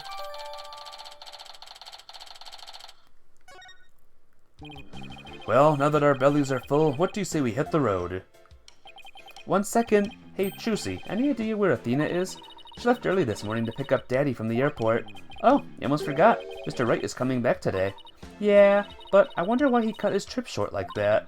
Anyway, shouldn't they have been back by now? Knowing Athena, she probably got lost. Well, there's no point sitting around here waiting. Let's get going. I can't wait to see that super mysterious treasure. To Karain Village, then. The Founder's Orb awaits. Let's go, guys! Play on love nor justice. That could be it. Wow, we're back in Karain, guys! So this is Karain, the mystical village of spirit channeling, and where ancient traditions come alive. Looks like a really peaceful place. Ah, I love the air here. Nothing beats the mountains, huh, Apollo? Come to think of it, we used to live way up in the mountains too, just like this. Captain Justice from Disney? I don't know who that is. Cool though. Sure brings back memories. Those were the days. The 3 of us living happily in peace. I still can't wrap my mind around it all, you know? That Mr. Dhurke is not only Polly's daddy, but Prosecutor Sadmati's as well. And the way you two talk about it like it was nothing the whole bus ride here. I guess it is a lot to take in. So tell me, Mr. Dhurke, what was Apollo like as a kid? Oh, he was full of piss and vinegar, he was. A real rascal. He and Nayuta used to run around in the open fields naked as jaybirds. I've even got a pictures of him posing in his birthday suit. Whoa, Dhurke! No way! Prosecutor Sadmati used to be like that too? The 2 of them would head up with leeches on their butts crying and cry like babies. Ha ha ha. Dhurke, don't you think you said enough? Aw, you're no fun. Yeah, I wanted to hear more about the misadventures of Polly. Hey, what are you people doing here? Emma? You know this lady, son? Yeah, this is Emma Skye. She's a detective. Technically speaking, I'm a forensics expert, but I'll let it slide. Anyway, I can't say I'm surprised to see you here. You always seem to pop up whenever there's trouble afoot. Still, what are the odds of running into you here in the boonies? By trouble, you mean you're investigating a case? Does it look like I'm here to sightsee? Wait, don't tell me. You're not here to see Dr. Buff, are you? Huh? How'd you know that? We're actually on our way to meet with him right now. Figures. Well, follow me. I'll show you the way. Really? Don't look a gift horse in the mouth, son. Just follow the nice lady. Alright. Whoops. Alright. To the doctor's study. Wow, look at this room.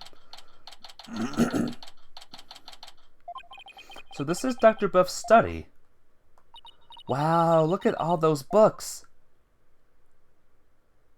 Big. The shelves go from the floor to the ceiling. It's like a library in here.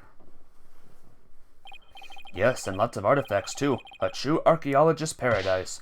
Look, son, there are so many relics they're spilling onto the floor. What a delightful, amusing room. Uh-oh. Uh-oh. Kingdom Hearts Captain Justice Big Pete. Oh, I've never heard of him. All I see is a mess. And what's with that white outline? Emma, where's the doctor? Well, the thing is, he died last night. Wait, what? It seems an avalanche of books knocked him off his bookshelf ladder. We're labeling it an accidental death. What? Please tell me you're joking. As if I'd come all the way out here just for a few laughs, Apollo. Yeah, I guess not. A scholar killed by his own books? Oh man, what do we do now? I mean, how can he transfer ownership of the orb to you if he's dead? Yes, this is a problem. That is a problem. Emma, can you please tell us exactly what happened? Welp, that's trouble, guys. So, the doctor died in an accident? I received a call this morning saying Dr. Buff had been found dead under a pile of books. This morning? Talk about bad timing. You mentioned that he had fallen off a ladder. Right, we believe he fell from the top of that big ladder there. Apparently he triggered an avalanche of books while fumbling to reach one. That sent him headlong on a fatal fall onto the hard floor. How sad, killed by his own books. But at least he was doing something he loved. For a scholar, I suppose it's kind of like a soldier being killed in the line of duty. You could say he died an honorable death. Emma, who was the first one to discover the body? About that. Whoever it was, it seems they wanted to remain anonymous. What? It happens now and then. Some people would rather not get involved with the police. I can relate to that. Yeah, being a wanted man and all. What now, Dhurke? A dead man can't exactly hand over the orb. We'll just have to find it. It must be around here somewhere. Just to fill you in, Emma, we're actually here to get something. Welp! Pops here had an agreement with the doctor. The doctor was supposed to hand over a sacred relic known as the Founder's Orb. Pups? Oh, I see. That could be a problem considering he's dead. Do you have a plan B? I have an agreement in writing. My compatriot Dad should have it. Well, there shouldn't be any problems then. So, who is this gentleman you're escorting? It's Dhurke. Are you winning? I am. Somehow. How you doing, Hellfire Skyrim? How was Skyrim? How's the Skyrim? Oh, right. I haven't introduced you yet. This is Dhurke. He's from the Kingdom of Karatin. All the way from Karatin, huh? So, what do you do there? I used to practice law, but I'm taking a break from all that. I'm focusing now on making Karatin a better place, though. Volunteer work. Volunteer work, huh? How interesting. Well, it's not technically a lie. So, how did you two know each other? Oh, he's sort of my foster father. Come again? Yeah, and he's Prosecutor Sadmati's real father, too. What? You mean you and Prosecutor Sadmati? I'm so sorry. It seems you've had quite a life. Guess she's put a few things together. Actually, Dhurke, you look kind of familiar. Have we met before? Not that I recall. Great, she must have seen that news report on TV. It will really complicate things if she figures out he's a wanted man. There are lots of guys who look like him. You're sure you're not mistaking him for someone else? Are there? Really? I mean, a middle-aged man with long hair and an eye patch? You don't see that every day. But, well, I'm sure you're just imagining things. So, what does that secret relic you're searching for look like? I mean, there's lots of stuff in here that's old and relic-y. Indeed. Unfortunately, I have no idea what it actually looks like. So then, how are we supposed to find it? That I do not know, either. We'll just have to go through each candidate one by one. Great plan of attack there, Dhurke. Both you missed the best part of Morrowind, and your character has become this cute, derpy-looking wolf. Darn. Well, I hope it was good, at least. Do you mind if we give the room a once-over? I guess not, but in exchange, you're going to help me with my investigation. Sure, it can't hurt. Oh, I can't wait to get started. It'll be like hunting for buried treasure. Well, let the examining begin. Did you expect the case to be like this, by the way, Captain Chips? The murder is here. There are animal drawings on the floor. They look like those famous geoglyphs things. They remind me of that chalk outlines detectives draw around bodies, and the doctor has just joined them. Now that's what I call dedication to one's field. I don't think it was on purpose. So this is where Dr. Buff died. Poor man, he fell right on his head and probably died almost instantly. I see some blood on the book there, but what's that dark stain? It appears to be coffee. It's still damp, so it must have gotten on there recently. Perhaps even last night. It's coffee, guys. That's a mighty big window he's next to, big enough for someone to see inside. Exactly. That's how the local resident who reported his death found him to begin with. The doctor's body was visible from outside the window, and a passerby called in earlier this morning to report what they'd found. So you mean this case is still only a few hours old? That explains why your investigation is just getting underway. Okay. Okay. What else have we got? Computer.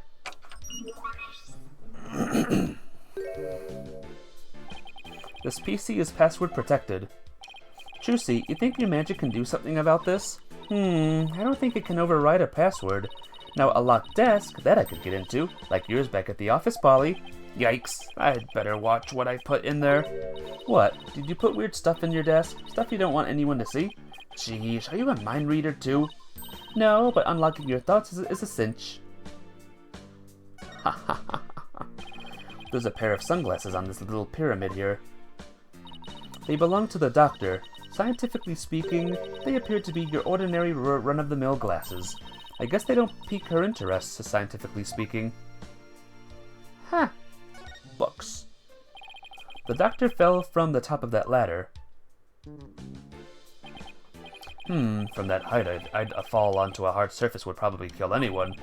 I don't know why anyone would want to climb that high in the first place. Guess you could say he climbed it all the way to heaven. Coat. It's a two-tone raincoat. It's still a bit damp. I think someone might have worn it recently. Huh. Probably means nothing. There are a few pairs of shoes here. I guess there must be an entrance on this floor too. Yeah, there's a back door over that way, but it's usually locked from what I can tell. The visitor's entrance up that spiral staircase. That's the way we came in. Huh. There's also this side too. Look, it's one of the doctor's notebooks. Maybe there's something about the orb in there. Ooh. It's a photo of the treasure box, the one from Temple's treasure room. That must be his research notes on the Founder's Orb. What's that on the right page? It looks like a poem or something. Let's see. Oh, it's the song that performs during the Dance of Devotion. It's been sung during the Kuranese rites of offering since ancient times. Oh, I think I've heard of that. There's also a legend associated with the song. Some say the solution of the orb's riddle is contained therein. It's in a song everyone in Karatin knows? Not much of a way to keep it secret. It's called Hiding Secrets in Plain Sight, Polly. Us magicians know all about that. Huh? That's strange. What is? Dr. Buff's notes contain the second half of the song. Only the first half is sung during the Dance of Devotion. Most people haven't even heard of the second half. The second half? As in the part that begins, "Offer thy prayers"? I'm impressed. That's some thorough research he was conducting.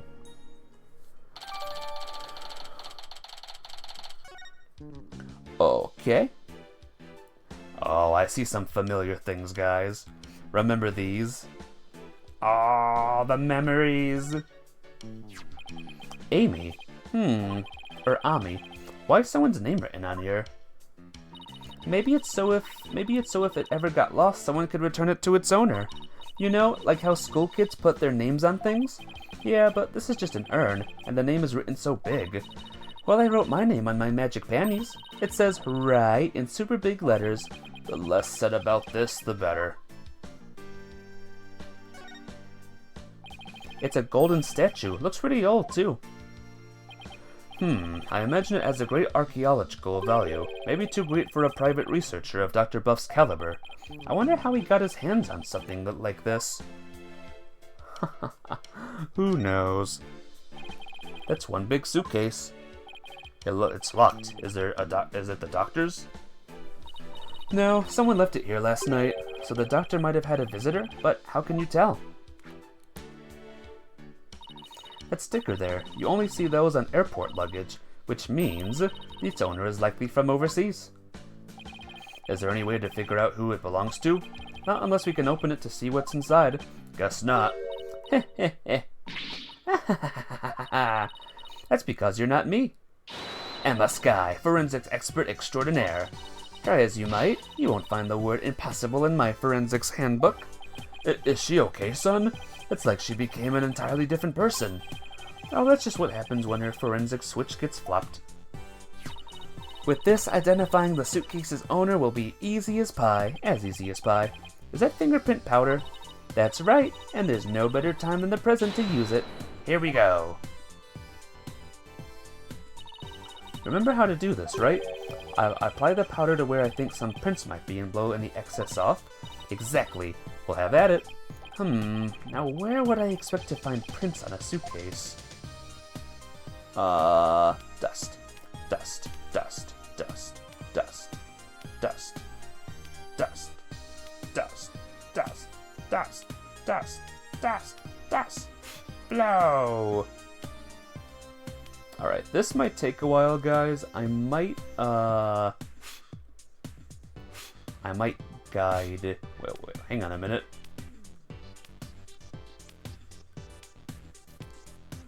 I gotta say, doing this on a touchscreen is a little bit easier than a not touchscreen. There's definitely things here, though.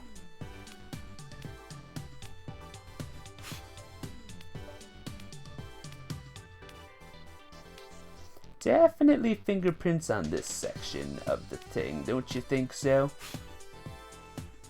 Do I have to do it somewhere else?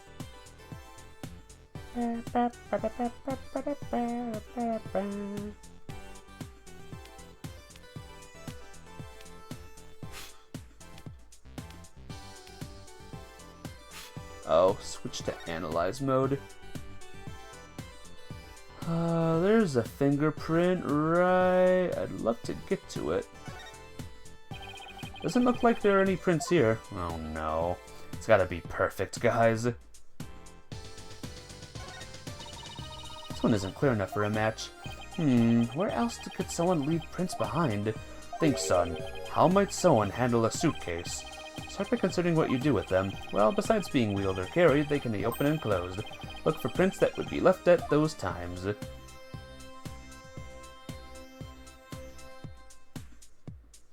Where did those other prints go? Hey Emma, I've got a pretty clear print here. Okay, let me know who you think it could belong to. Who could it be? Would have to be someone who would have paid Dr. Buff a visit. Trucy. No. This guy.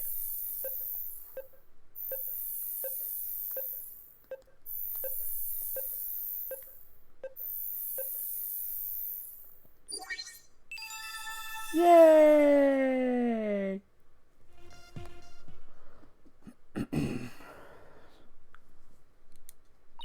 We have a match. Das, come to think of it, he did stop by to see the doctor, didn't he? To conclude the orb transfer agreement. So he's the one who forgot his suitcase here? Where do you suppose he is now? Haven't heard from him in a while, and he's not answering his phone. Wait, you don't think he left his phone inside his suitcase, do you? I wouldn't put it past that knucklehead. Actually, I think we may have run into him earlier. Really? A suspicious man had been reported in the area, but when one of my officers approached to question him, he took off like a shot. What? Sorry about that. Karani's people aren't all that like him. I swear. Well, he's probably still in the village somewhere. Maybe he knows something about the orb. Maybe. No. Let's keep examining. She's like the staircase. It's a spiral staircase. And it's connected to a hallway up there. Why'd they have to place the second floor so high up? Wait, you're not afraid of heights, are you? Oh, well... Oh, Polly's hilarious around high places. He gets all wobbly like a baby deer taking its first steps, and his face turns as green as a watermelon. It's not nice to make fun of people's phobias, you know. Come to think of it, the visitor's entrance is on the second floor. What an odd layout for a house.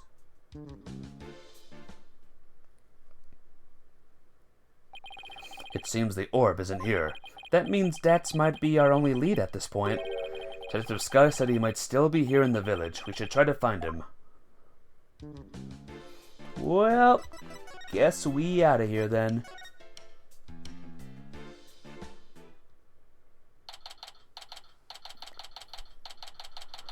Oh, Dats!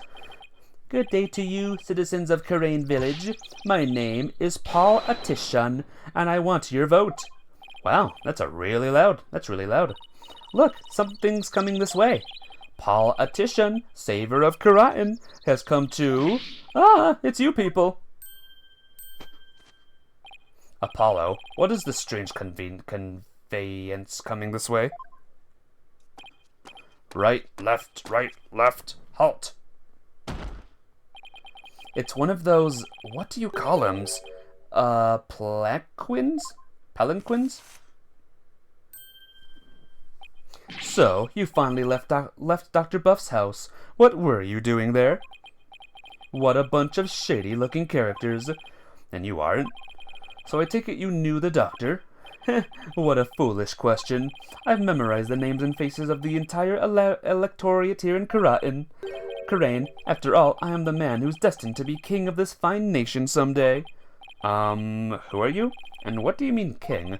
Ignorant fools, I am the Paul Atishan. I am assumed to be an enigmatic politician, a man whose name will go down in history. Do you guys like his name, by the way? His pun name? You should be ashamed that you've never heard of me before. Is he really that famous of a politician, Apollo? Not that I know of. I'm running for a seat at the local council right now. I guess even Jerk Q Public has to start somewhere. But my election is a sure thing, I'm told.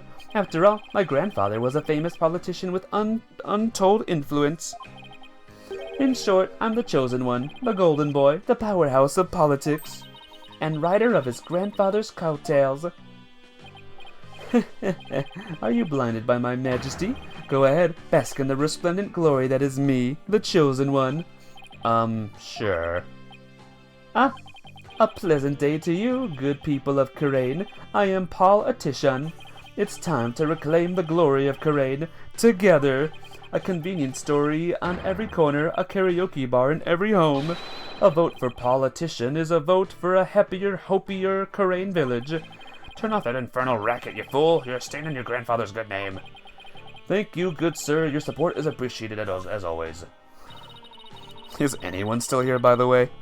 No one's commenting on this new guy. I guess he's one of those people who only hears what they want to hear. In other words, he is a model politician. Now where was I? Oh, right. You were in the doctor's house. Just what in the world were you doing in there?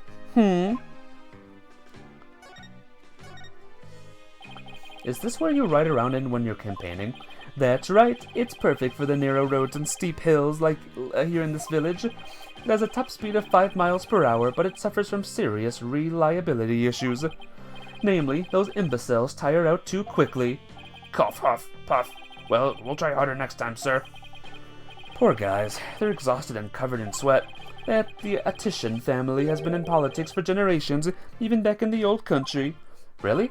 My grandfather, Abe Attician, was a prominent member of Congress, and he was born right here in Karain. There isn't a person here who hasn't heard of him.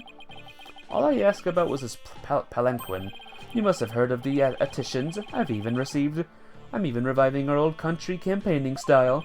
Oh, politics aren't really my thing. Juicy? I don't really recall ever reading about them at school. Young people today. You people really need to pay more attention to politics. Okay. So, what business did you people have at Dr. Buff's house? He was going to transfer ownership to the Founder's Orb to us. It's a sacred relic from the Kingdom of Karatin. The Founder's Orb, so you tried to get your hands on it, did you? Wait, what do you know about the orb? I know that it's mine. That's what. How do you figure that?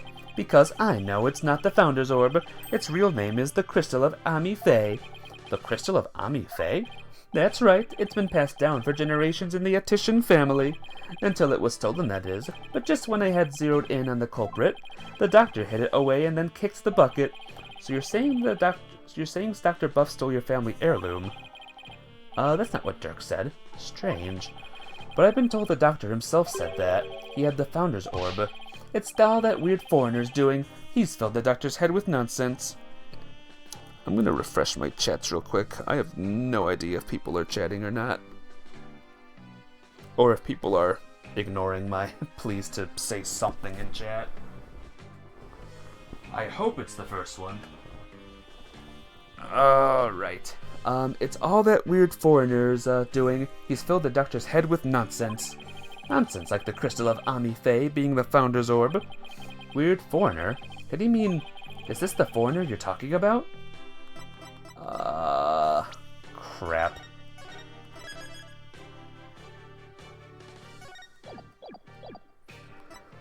Is it... this guy? Dad's a rebel? Take that! Yes, that's him. I thought so. Now we really have to find Daz. Do you know where this man is now?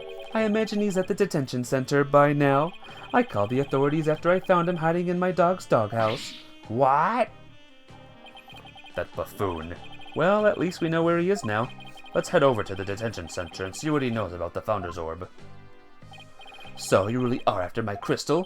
No, we were looking for the Founder's Orb, and we have an agreement to prove it. Well, just so you know, you're not going to lay a finger on it. It's mine, and I intend to give it to my benefactor. Your benefactor? My benefactor is ready to support my rise to the pinnacle of the political world. They have immense influence here, you see, and I intend to harness that influence. You're just going to give your family heirloom away to this person? That's right, it's a purely political decision, and in exchange, your patron will get the people of Karatin to vote for you. Eminent politicians are skilled at leveraging all of their connections. Isn't it illegal to buy votes? Yeah, kinda. Well, good luck with that, I guess. You just wait, politician will reign supreme someday. I guess, we're done here. To the detention center! Woo!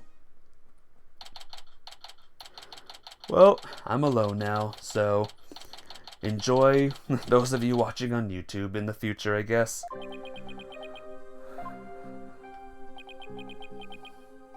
Hey. Yipes! What's he doing under the desk? Foul cogs of the corrupt red regime, I've nothing to say to you. It's me, Dhurke. Oh.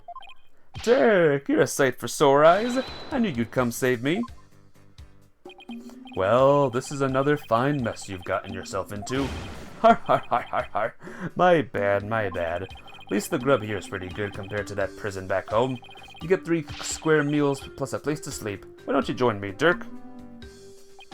No thanks. They'd just send me back to Karatin where I'd face immediate execution. Yeah, I guess that would be such a good idea. Looks like he's still the same too. Long time no see, Dats. Huh? Hey, you look kind of familiar. Apollo? Is it really you, my boy? A to the J, all grown up and whatnot. How you been? Fine, and you, Dad? You look good, beside the incarceration and all. Har har har har har. Those horns, AJ. Horns? They're growing up with you, just like the stag's antlers. I can't take it. You really haven't changed a bit. Anyway, there's something we needed to talk to you about. Sure, pull up a chair. I've got all the time in the world. The slammer's like my second home. It's really not so bad once you get used to it. He's rather laid back for someone in police custody. Dad, what was the doctor? What was doctor? Was what the doctor had really the Founder's orb? Absolutely, positively. The doc was sure of it. Really? Because someone from the village is calling it the Crystal of Amife. He also claims you were filling the doctor's heads with lies. That ain't true. The doc said he was sure it was the real deal. All this fancy research confirmed it was the Founder's orb. So then that politician character was lying? Imagine that. A politician knew lies. I bet he was with the orb, but he wants the orb all to himself. I wonder who's telling the truth. Well, take a look at this. It proves the doc believed he had the Founder's orb. Let me see that. I agree to hand over the Founder's orb to the Defiant Dragons if I will come to no harm. Archie Buff. And if I will come to no harm. Signed, Dr. Archie Buff. See? I got it all down in writing. But that's... why does it say, if I will come to no harm, at the end here? Sounds like he was scared of you. Dad, did you threaten the doctor in any way? No, you got it all wrong. It was the doc's friend. He told me the old Menos rebels were dangerous. It's his fault the doc thought I might hurt him. Sounds like the work of that politician. He's really made a mess of things. Okay, if anyone is here, send me a whisper confirming that, my chat's broken. At least, like, someone send me something. Some kind of thing. There's 8 people in my chat. Like, one of you can send me a whisper, please. Reason for arrest. What have you done now, Dats? Nothing. I'm innocent, I tell ya. It all started when this dog-faced cop tried to question me. He looked so funny. I started laughing at him. That's when they came after me. But it was hilarious, I tell ya. I mean, a human police dog? How funny is that? Hey, D-Stappin'. Okay, everything's working. Good. Good. How have you been today, D-Stampin'? Has all been well? Right, so what happened after that?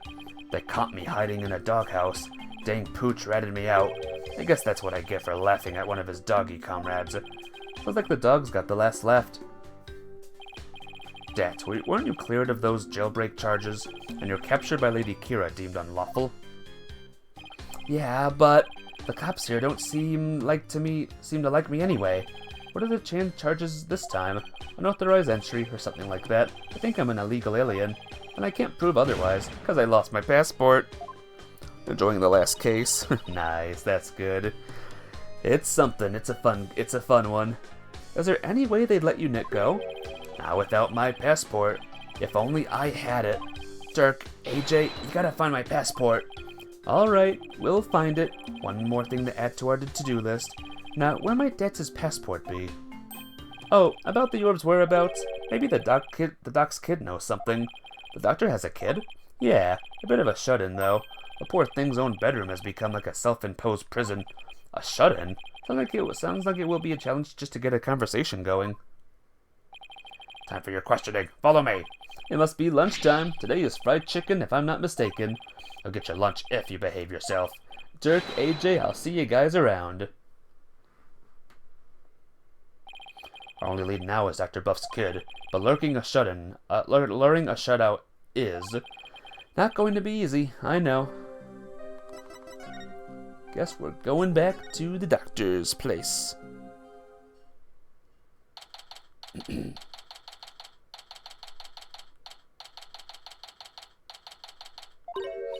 Oh, it's you again.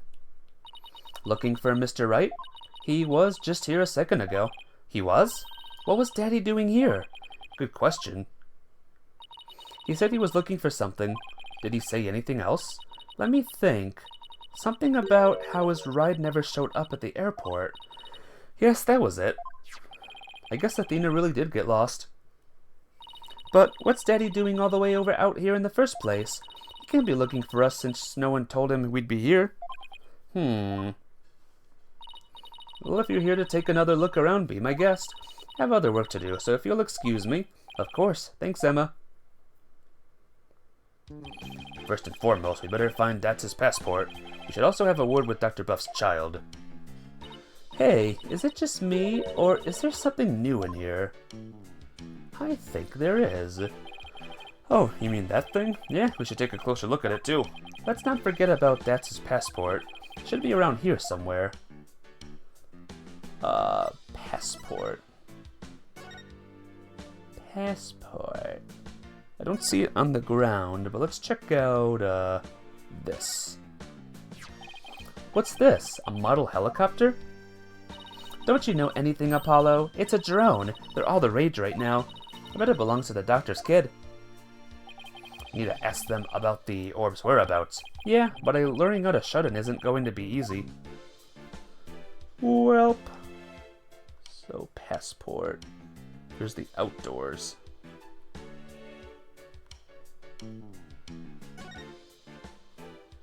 Passport should be around in the I don't know position. And I don't want to waste a lot of time, so I'm going to go to the guide. So give me a second, guys. Doctor Study, Detention Center. The drone at the bottom of the sculpture. Find the passport. Well, it's supposed to activated something. Oh, suitcase. Here we go. My bad. That's his suitcase. Maybe his passport's in there. Ah, it's no good. It's locked tight. We should have asked him for the key. What are we going to do about Datz's passport? It's probably right there inside his suitcase, but we can't get it open. Why don't I take it over to Dat so we can unlock it? That way you guys can continue looking for the orb. Good thinking, Trucy. Okay, here I go. Huh? Well, what the? This thing weighs a ton. Let me try. Jeez, how can a suitcase be so heavy? Is it filled with bricks or something?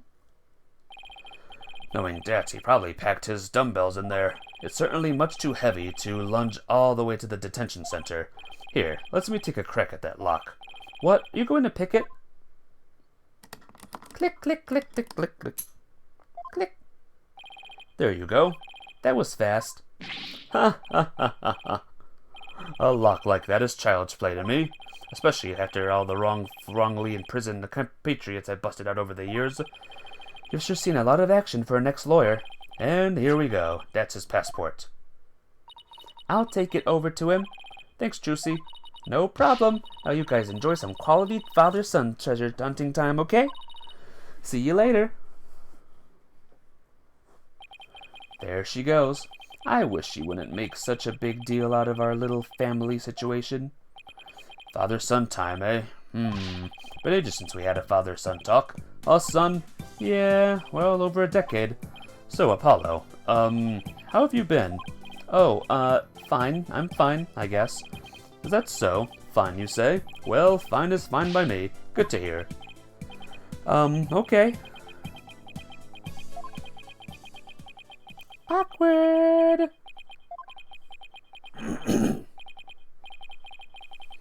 So, what do we talk about now? Get down. Hit the dirt, son. Huh? Oh. What the? Ah!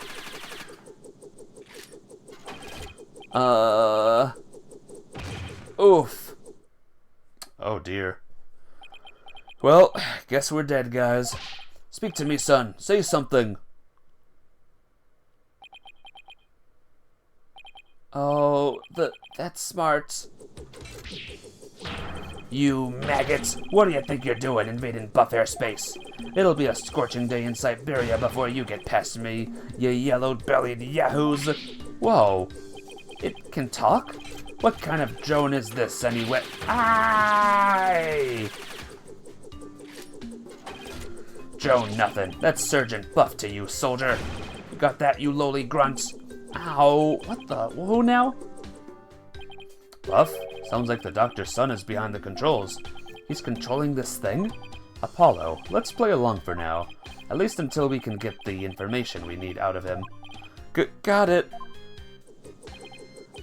Sergeant Buff? Sergeant Buff, sir. You forgot to say sir. Ain't you never seen a war movie before? Oh, right. Let me try that again. Sergeant Buff, sir. Better. Much better. Now, state your name, unit, and rank, soldier. Oh, I'm Apollo Justice. I serve at the Wright Anything Agency. And my rank is, fledgling lawyer? Sir. Affirmative. Private Justice. Private? Listen up, diaper baby. Your commanding officer's orders are absolute. Disobedience means a one-way trip to the firing squad. Do I make myself clear? Oh, sir, yes, sir. Good, good. We might make a man out of you yet, Private. Now for you, Cyclops. Huh? Oh, you mean you want my name, unit, and rank too? I'm Dhurke Sadmati. I command the rebel group of the Defiant Dragons, and my rank is, leader, sir.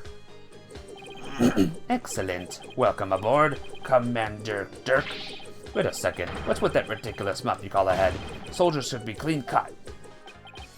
Sorry, but this is my signature look. I'm not... Whoa. Fine, fine. I'll get a haircut before we ship out. Listen up, you. It's kill or be killed on that battlefield. No place for leave-in conditioners. All you've got is your life, and you're lucky to have that. He's oddly obsessed with field survival for someone who never goes outdoors. This is going to be harder than I thought, son. Alright, let's talk to Sergeant Buff. Are you controlling that drone from your room, sir? Affirmative. But I can see everything you do from here, so... 10 Hut soldier, wipe that stupid look off your face. I'm going to wipe your sheltered piece nicks into shape. With what? Your charming personality? Look, it's got a camera and speakers too. And that's not all, Commander.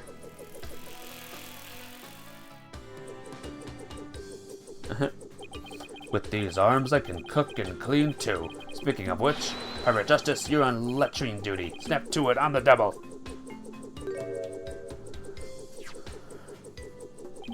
As if I don't see enough of the toilet back at the office.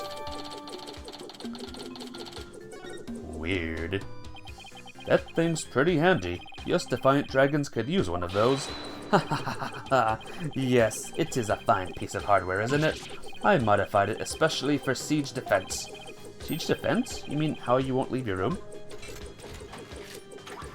Ah! Are those real bullets? Holding up a stronghold to defend against an enemy is an age-old military tactic.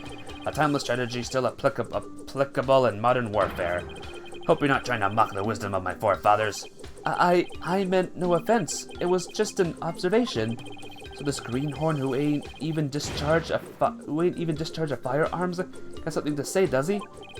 Sorry, it won't happen again, sir. Darn tootin'. Now state your intention, soldier.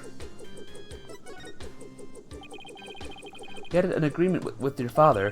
He had promised to hand over the Founder's Orb to us. What? Papa promised you that? He did, but he died before he could tell us where it's hidden, and we have no idea where it is.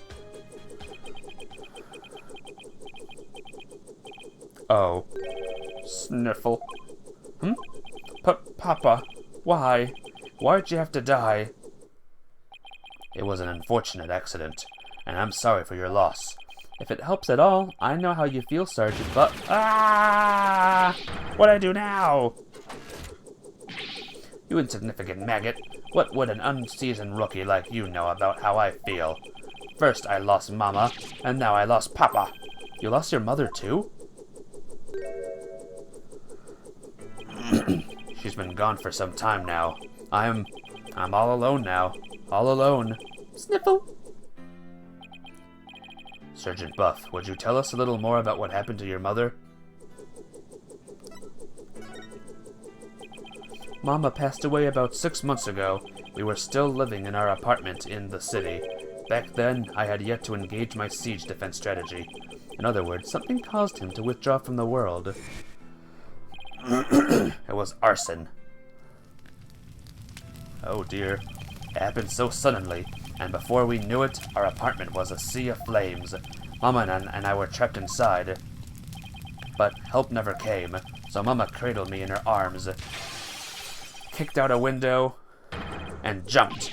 She did what? She was like a walking, talking medal of valor, my mama was. She delivered me safely to terra firma with a perfectly executed PLF. It's a 5-point landing technique used by paratroopers to land safely on the ground. She sounds like a superhero or something. But from that height, she suffered massive injuries in order to protect me. She died so that I could live. Ah, Mama! I don't know what to say. And the person who started the fire? He was immediately apprehended. They say he was standing outside laughing while the building burned. At least justice was served. I hope that brought you some solace. I've lost both my parents now. You can't possibly know how I feel. Sniffle, sob, Mama, Papa. Poor kid. It's hard losing both of your parents at such a young age. You must really feel alone now. Apollo, I imagine you know what he's going through. I do? The road to recovery begins by talking to someone who suffered the same hardship. I know you have something that shows you understand. Yeah, just one thing. The photo of my father. Yes. Sergeant, sir, would you please take a look at this? What do we have here? It's a photo of my father. I wasn't even a year old when he died. In a fire. What? And like your mother, he died in an arsonist blaze, but in his final moments he managed to save his infant son. Private Justice, you've suffered a loss just like mine. I have, and that's why I know, and that's why I know how you feel. But you still have your mother's, don't you? No, I lost her too. What? She disappeared after the fire. I don't know if she's still alive or dead. Heck, I don't even know what she looks like. Wow. Sergeant Buff, his experience is very much like your own. If anyone can understand the sadness in your heart, it's him.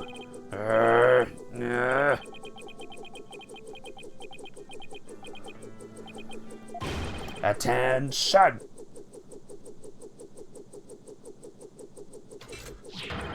I salute you, Comrade Justice.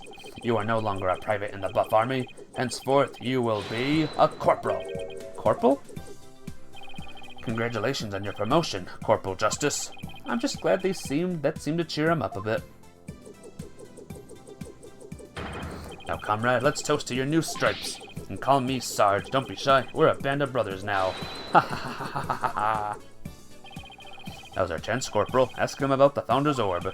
Dhurke's getting way too much of a kick out of this. Wrong button! Oh my god! Oh no! Why was it not on the first one? Oh, game, why? Alright, there's the broom. At the office.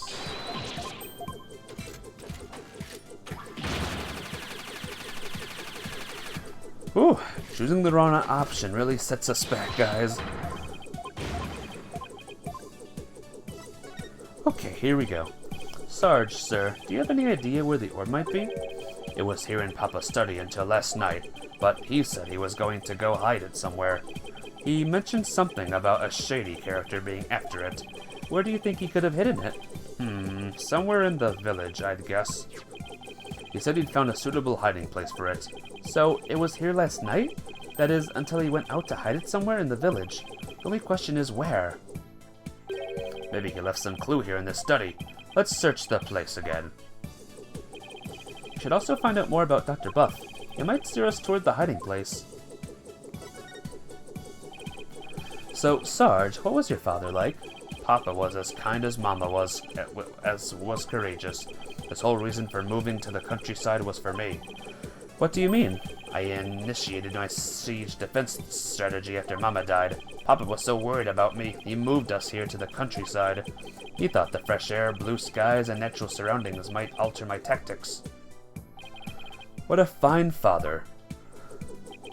He even quit his position at the university to move here. He did? He did. He gave up his beloved research position just for me. A parent must be prepared to sacrifice everything for his child. That's what Papa said. Well, I'm feeling about 2 inches tall right about now. There's no one in the world I respected more than him, but that just makes his passing all the more devastating. Sniffle, sniffle. Papa, may you continue your beloved research up there with the angels. Okay. I guess, I'll keep going the guide. Hey, there's Star. And now you turn the potato and going to sleep? There you are, Star. I don't know where you went, but, welcome back. And you're going to bed, so good night! I'll see you tomorrow. Be awesome and well, and hope you find more Koroks. It's a raincoat. It's a bit wet, and there's fresh mud on it. That must mean someone wore it recently. You was lurking? I gotcha. See you tomorrow. Bye-bye. Indeed, maybe even as recently as last night.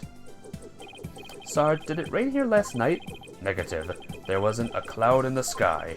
Then how did this raincoat get all muddy and wet? When I saw it last evening, it looked pretty clean and dry to me. That means it got like this later at night. Good eye, son. That may very well turn out to be a vital clue. And then the glasses. Are these the doctor's? Yes, those are Papa's reading glasses. He said he'd been having trouble reading lately, but those glasses seem to help. Reading glasses, eh? I'll just hold on to these. Dhurke, don't tell me you're having trouble reading too. Perish the thought. I just don't want to leave any stone unturned. Okay. What about this? It's a shoe cubby. Those shoes looks like they belong to Sarge and his dad. Ah, these boots here are a little damp. And it looks like there's something inside this one. Maybe Dr. Buff wore them last night. They might lead us to where he hid the orb. Let's take a closer look.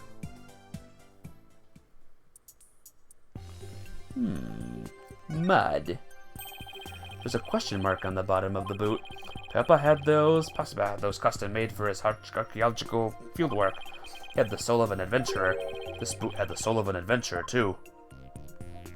What else are we looking at? Might get a better look inside if we undid these straps.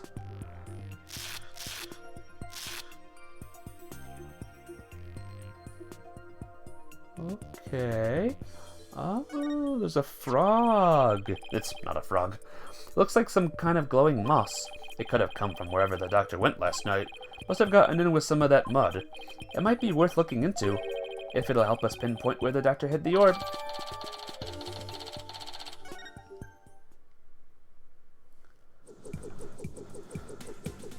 Alright, let's examine one more thing.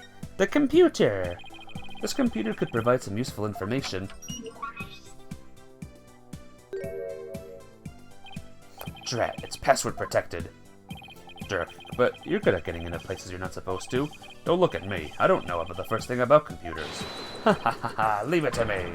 A modern-day warrior must be well-versed in technology and have mean pride. Hey! Who's that? It's, Joy Candy. I haven't seen you in years. Welcome back to the stream. How are you? How's life been treating ya?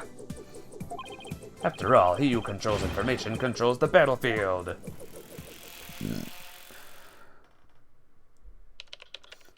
click, click, click, click, click, click, click. And I'm in. Looks like the modern day warriors have mean keyboard skills too. Okay, let's see what we can find. Click, clack, click, clack, click, clack. Oh, what's this? An email message? Sorry, you haven't been here for a while. Been busy these past few centuries. Well, I'm glad that you came here during the 3rd century. Hopefully you've been up to some good things. Ooh, now this is interesting. It's a research report to whoever asked the doctor to study the orb. Here, I put the data onto this. Take it and use it well, soldier. How are you doing? I'm doing awesome! I'm playing the final Apollo Justice Phoenix Wright game. That's what I'm doing. Okay, let's go over what we've learned so far. Wherever it was that Dr. Buff went, he needed a raincoat, and it was somewhere where this glowing moss grows. Any idea where that might be, Sarge? Negative, comrade. I hate to say my intel's a little thin on this one. I've been occupied with my siege defense strategy ever since we moved to the village. Well, son, it seems we have no other choice. We'll have to ask the locals if they know of a place like that. Alright, hopefully someone does. Hey, there you are, Captain Chips. You missed a lot of things. Holy crap, did you miss a lot of things. But it's okay, because you're about to see, something good. It feels like somebody's watching me, and it's really creeping me out. Oh, it's just politicians' campaign posters. When did he put these up? Whatever. I've got more important things to be paying attention to. Sorry, your GF had a slight issue. Oh no. Hopefully, it's alright now. So you beat games every game so far, only the Apollo Justice games? I beat every game except for this one, on stream. What great weather, it really lifts the spirits. I know, after our little treasure hunt, what do you say we go hunting, son? Hunting? We used to do that a lot, didn't we? Just look at that mountain. I bet there are some feisty wild boars up there. I think I'll pass, but thanks. Oh, so hunting's a no-go? Well, I guess the wild boar stew will have to wait then. Apollo, something seems different from the last time we were here. You mean the posters? No, not those. What's he talking about? Guess I should take a look around myself. Here's a drawing here. What do we have here? It looks like an unfinished picture, like something a little kid might paint. You're right, but I can't quite tell what it is, what it's of. I think it's supposed to be nighttime, but what's that thing on the left? A monster, some kind of alien, perhaps? In any case, it's a pretty poor excuse for a drawing. Well, what did you expect from a little kid? A little kid? Oh, it's you, Pearl. Why, Mr. Apollo, is that you? What a pleasant surprise. It's Pearly! I am on the final trial, Joy Candy. The last one. It's Pearly! It's been quite some time. How have you been? Fine, thanks. You're looking good too, Pearl. Aren't you going to introduce me, son? Of course. This is Pearl Fay. She's a spirit medium here in Karain Village. Pearl, this is Dhurke, my, client. Pearly, woo! Hello, sir. Pleased to meet you. If there's anything I can do to help, please let me know. Nice to meet you too, and what a polite little girl you are. Actually, I'm a high schooler. Yeah, sorry, Pearly, I don't think that'll help with your size issue. I guarantee if we put you next to Albie, you'll be more or less the same height. Whoops, sorry about that. So, you're a spirit medium? Does that mean you can channel spirits then? Yes, I'm still in training though. But I'm well versed in the art of spirit channeling. Well now, isn't that something? I mean, back in my country, our little princess hasn't channeled a single spirit yet. Pretty impressive, young lady. Oh, but compared to Mystic Maya, there is so much more I must learn. Mystic Maya? Oh right, Maya Fey, Mr. Wright's former courtroom assistant. He told me all about her. She's a spirit medium too, if memory serves. Yes, she's an amazing medium, and soon she'll be the next lead of the Fey clan too. Mediums and spirit channeling. I've heard all about it from Mr. Wright. He said that mediums will even physically become the person they're channeling. Wonder if even little Pearl will turn into a hulking giant if she had to channel one. Probably. Hope you don't mind me asking, but what brings you all the way out here, Mr. Apollo? Oh, just a small matter to take care of.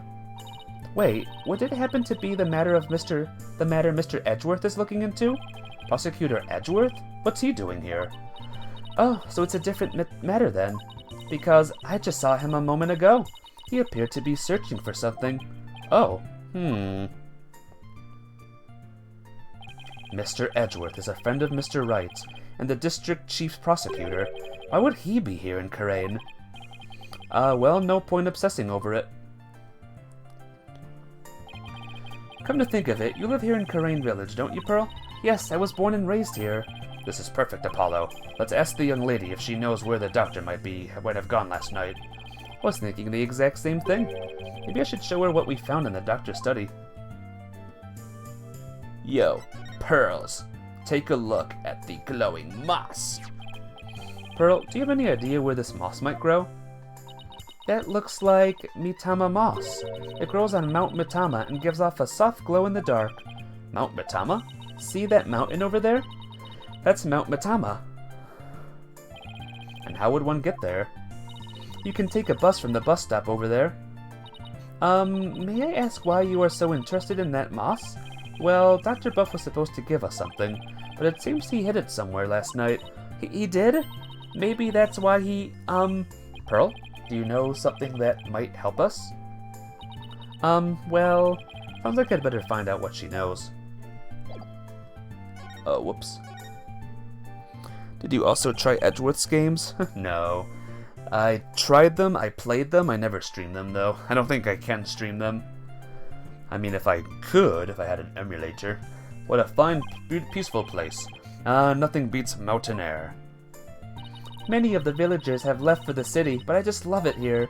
Blue skies, lush forests, star-filled skies at night, and fireflies in the summer.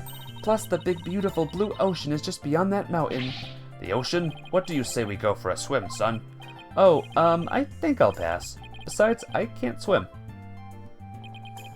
Pearl? Karain Village is like the home of spirit mediums, right? Yes, and I'm part of a long line of mediums. Never seen a channeling before, but is it possible to channel the spirit of anyone who's passed away? No, not just anyone. You must know their face and true name. Really? You can channel a spirit just by knowing their face and name? That's an amazing ability. It is, but it can only be learned by those with a gift occurring in certain bloodlines and years of intense training. At present, Mystic Maya and I are the only ones in our village who can channel spirits. On the App Store? If it's like a phone app, then no thank you. I don't play phone games. Looks like spirit mediums are highly valued here, much like they are back in Karain. I heard there used to be many more of us a long time ago, but now we are in very short supply. Most of the women nowadays don't want to stay. They want the thrill of the big city. Yeah, well, you guys aren't exactly close to any shopping malls or nightclubs out there. But what about you? Are you not interested in things like that? Who, me? Well, I wouldn't mind a new outfit or two. And, well, oh, never mind. It's okay, Pearl. You are at that age after all. Pearl, do you have any idea where Dr. Buff might have gone last night? Well... about that. All I know is Dr. Buff was somewhere on Mount Mitama. Oh! My bracelet, it's reacting, which means Pearl is hiding something from me. But first... Oh, we met this weirdo earlier named Paul Attition. Do you know anything about him? How do you like that name, guys? Yes, he's been campaigning a lot around here lately. and the noise he's been making has become quite the problem. People are especially upset that he's campaigning at all hours of the night and day. Well, the local police should arrest him for disturbing the peace. Politician. Yep. Unfortunately, there's little they can do because the Attition family is so powerful. Well, isn't he the proverbial pampered provincial prince? He seems pretty intent on winning here in Karain. Is there some special reason why? I'm not sure, but I have an idea. The spirit mediums of Karain once held a considerable sway in the political world. Judging by his slogan, maybe that's what he's after. Great, so he's just another politician seeking powerful connections.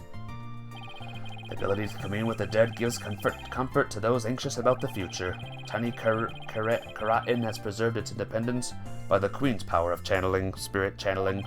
Must play a similar role in this village.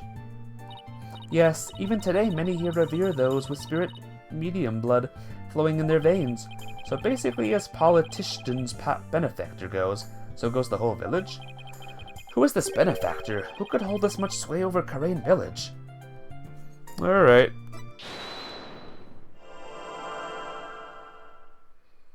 Is it, what is it? Hand, maybe? Dr. Buff was somewhere on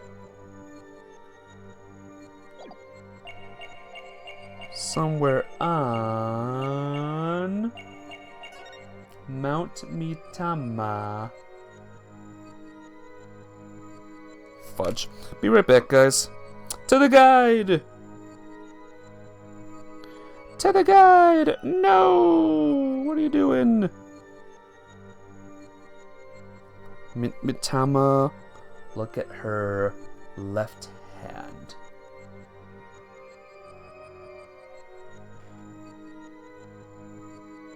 Okay, on the segment Mount Mitama, look at her left hand. Select the yellow and green thing. Oh. Gotcha! It's not moving, though. Pearl, you seem uneasy about something. Anyone would feel uneasy being stared at like that. Huh? But Have you unnerved it too? I mean, your eyes are practically popping out of your head. I get it. I'll tone it down a little. Guess I was wrong. Alright, game. I did the left hand. You're supposed to look for movement. Is this her left hand? Is this actually the left hand?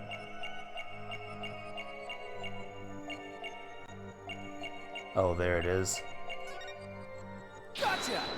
How can anyone see that? Ay, ay, ay, ay, ay. Pearl, you seem anxious about the topic of Mount Mitama. I could tell because you rubbed your thumb over a splotch of dried paint as you said it. Oh, well, that nighttime painting of yours is yours, isn't it? This is so embarrassing. As you saw, I'm not a very good artist. But that picture has nothing to do with Dr. Buff. I'm not so sure about that. In fact, I'm going to guess that's while you were out there painting last night. You actually saw the good doctor heading out to Mount Mitama from the bus stop. No, I didn't see anything like that, I swear. No, I'm positive you saw the doctor. After all, he's right here in your picture. Take that! You think that's the doctor? I may not be a very good artist, but at least I know how to draw a person. Okay, if this isn't a person, then what is it? That's, a rain spirit.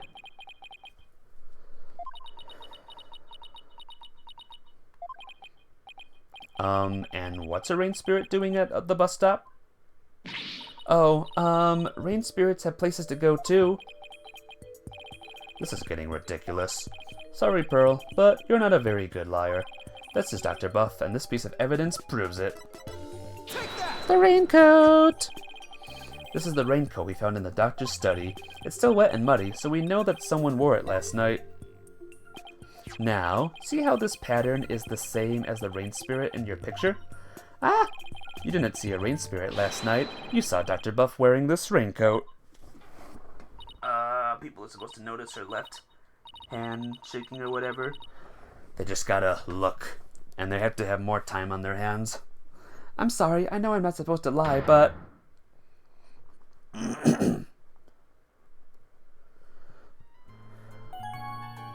Where the doctor went. I'm sorry, I didn't tell you before, Mr. Apollo, but I did see the doctor last night. It's alright, just please tell me everything you know. Of course, I was painting out here last night when the doctor came up to the bus stop. He was wearing a raincoat, even though it wasn't raining, and a helmet with a light on it. Sounded like he was well prepared for something. I know, that's why I asked him if he was going off exploring again.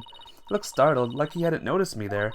And then he suddenly said, Please don't tell anyone you saw me here. Why would he want to silence you like that? Something must have happened to spook him, and he didn't want anyone to know where he was going to hide the orb. But where could he have been going dressed like that? My best guess is a cave somewhere on Mount Mitama. I heard there's a cave there where mediums of the Karain tradition went to train long ago. Legend has it there are some sort of mystical ruins in there. Mystical ruins? Sounds like the exact sort of place an archaeologist might go. Well, we should get going now. But thanks for all your help, Pearl. You're welcome, Mr. Apollo. Please take care. What you say we find that cave, son? I sense that the orb might finally be within our grasp. This treasure hunt is shaping up to be the real deal. Ha ha ha! Really gets the blood pumping, doesn't it? Well, what are we waiting for? Let's go! Let's go, guys! Woo!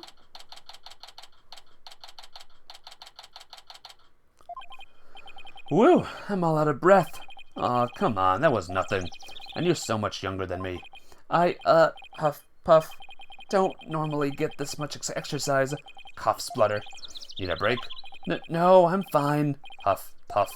Dhurke, look, there's Mitama moss growing in that cave over there. This must be where the doctor was last night. Let's take a look inside.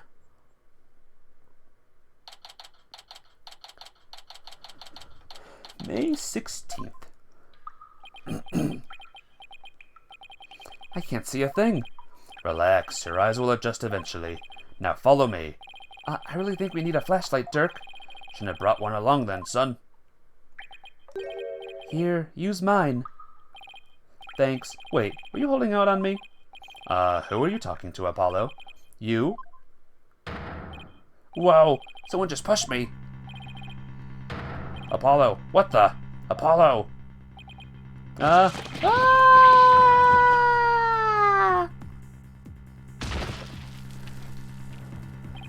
Are you alright, son? Yeah. Looks like someone got the drop on us. Quite literally. But who? I mean, we could have died from that fall. I don't know. But I don't think we'll be getting out the way we came in. Looks like we're in a pretty deep cave. Nothing to do but press on, son. How can you even see in here? Come on, let's go. Hey, wait! One false step and we're dead. What in the world should we do? How about go forward? I guess we keep going. There must have been some path for Dr. Buff to follow when he came to hide the orb. Right. By the way, it looks like our attacker left us with a useful parting gift. Cool. From lawyer to splunker, how do I always get myself into these situations? We're never going to make it out alive, I hope you know. Don't tell me you're scared, son. We're just getting started. Very interesting. I know, right? I did like this when I first saw it. We're just getting started. The greatest treasures are only ever found at the point of a blade, or the edge of a cliff. Yeah, sure. If I'd known I'd wind up at the bottom of some dark, damp cave, I would have never taken your request, Dhurke. Save your breath, Apollo. Just keep putting one foot ahead of the other. There's really better be a way out of here. We'd better find one before you know it. You'll see.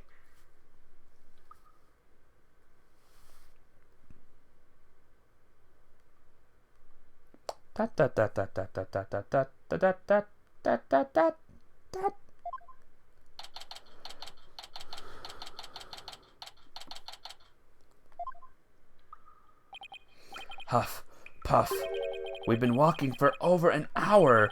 It's like a maze in here. I couldn't get back to where we started if I wanted to. Yeah, this cave goes deeper than I thought. Wait, don't tell me there really is no way out. Where there's a will, there's a way. Ever the optimist, aren't you? Maybe we should cut our losses while we still can. Let's forge ahead.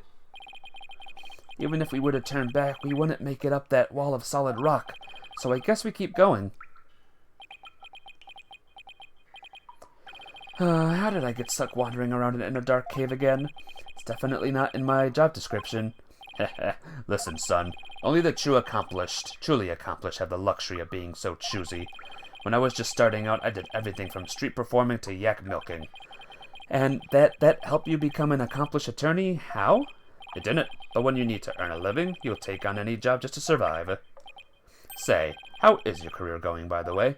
Well, it's been a harrowing adventure so far, to say the least. My first trial really put me through the ringer. And my next case had me investigating a pair of stolen panties. Hee hee.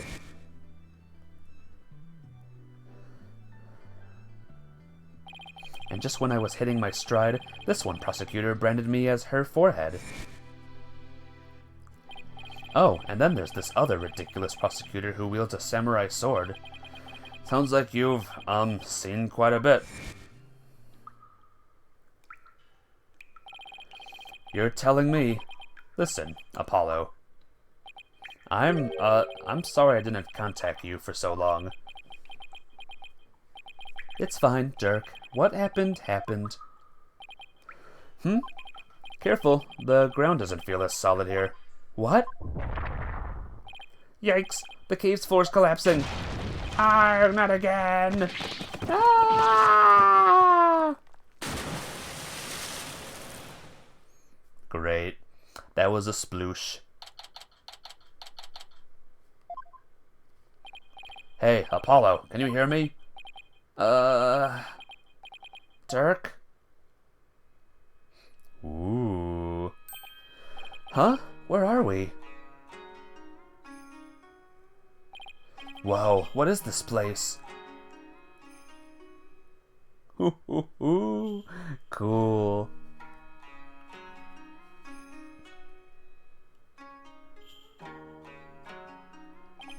I was shocked too. These ruins look really old. It's not exactly something you'd expect to find in the middle of a cave system, that's for sure. Maybe the doctor hid the orb around here. I mean, those look like footprints over there. Son, I think our little adventure is about to pay dividends. Time to find that orb. Any ideas? I don't know. Examine the thing in the middle. These have got to be the doctor's footprints. They match the bottoms of the boots we saw in the study. So he made it all the way down here. The water's washed most of them away, but his footprints are everywhere. Really? 'Cause those are the only set I see. He must have been looking for something. Ah, those prints. They're coming out of that lake. Hey, you're right. But that would mean Dr. Buff came walking out of the water. What could this be, guys? Wait. Oh, I have to examine more things. Sorry, guys. Give me a second. This lake looks really deep. I can't even see the bottom. A bottomless lake in the depths of a mountain cave system. My blood runs cold at the thought of falling in there. You know what I like about this game? I like the cool cave. It looks very nice. That's my compliment of the game. The cave. The water. It's salty. This lake may very well lead to the ocean. Didn't Pearl mention something about the ocean? Like how it's on the other side of the mountain? Can't imagine she meant it literally. Whoa. So that's the hole we fell through. Doesn't look like we'll be going back that way. We're lucky we survived the fall from way up there. Objection, Your Honor, you're bald. What? What are you talking about? Indeed, if that hole hadn't been above the lake, we'd be history. You passed out the moment you hit the water. Yeah, well, water's not really my thing. This cavern is solid rock all around. Looks like you either go back through that hole, or find some other way out. Why am I always between a rock and a hard place? Why am I between a rock and another rock? It's a big stony altar. One false move and some god might come and smite us. Oh, come on, it's not all doom and gloom. I dare you to look at our surroundings and say that again, Dhurke. Ha ha ha ha ha ha. You've got me there, son. Dear gods, please smite me now. Cave moss. Cave moss! This box looks pretty new. I'm guessing the doctor's the one who brought it down here? It's no good, it's locked tight. There's no way to open it? Doesn't look like it. There isn't even a keyhole, which means there must be some trick to opening it. Well, have you figured it out? We'll have to figure it out if we want to see what's inside. Let's sum up what we know so far. The orb is almost definitely inside this box contraption we can't open. As for this cave, there doesn't seem to be any way out. We're this close to the orb. Aw, come now, son. Don't be like that. It's just a bit of bad luck, that's all. A bit? Murphy called. He wants his law back. What doesn't kill you makes you stronger, right? Ha ha ha ha ha ha. How can he laugh at a time like this? We're stuck here for now, so we might as well try to open this thing. Okay, let's see what we're dealing with. Okay. Select the sides. This thing is covered with pictures, and hey, each section also rotates.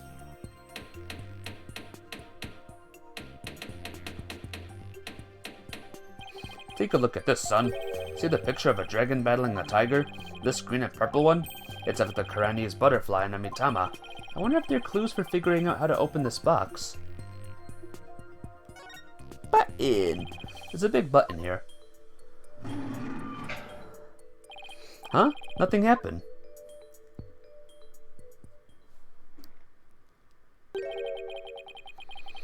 It appears this box uses a picture-based combination lock. We'll have to arrange the pictures on each side in the correct sequence. Let's see, there's the dragon and tiger fight, a Karanese butterfly with a Mitama, and a number of other pictures too. Dhurke, I was thinking, maybe we should check the evidence we've collected so far. I think we have something that just might help us open it. Read my mind, son. I think this will help us open the puzzle box. This. Dr. Buff's research notes mention the Song of Ceremony. Maybe its lyrics and the picture box correspond somehow. I think you're onto something, son. Okay, let's give it a shot. Each dial has 6 pictures, and there are 4 dials in all. The box should open once the pictures are arranged in the right order. Funky puzzle box, but here comes justice. And I'm obviously using a guide for this, cause F this puzzle. Gonna go hit the hay. Bye, Joy Candy. Thanks for stopping by, my friend. It's always good to see ya. Have a good flippin' day, alright? Okay. This one is this one. The right edge with people praying. Okay. Right edge with people praying. Where's that at?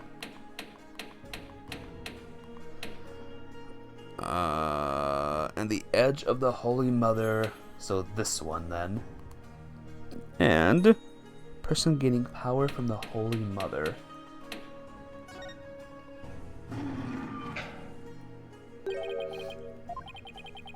Pictures aren't in the right order.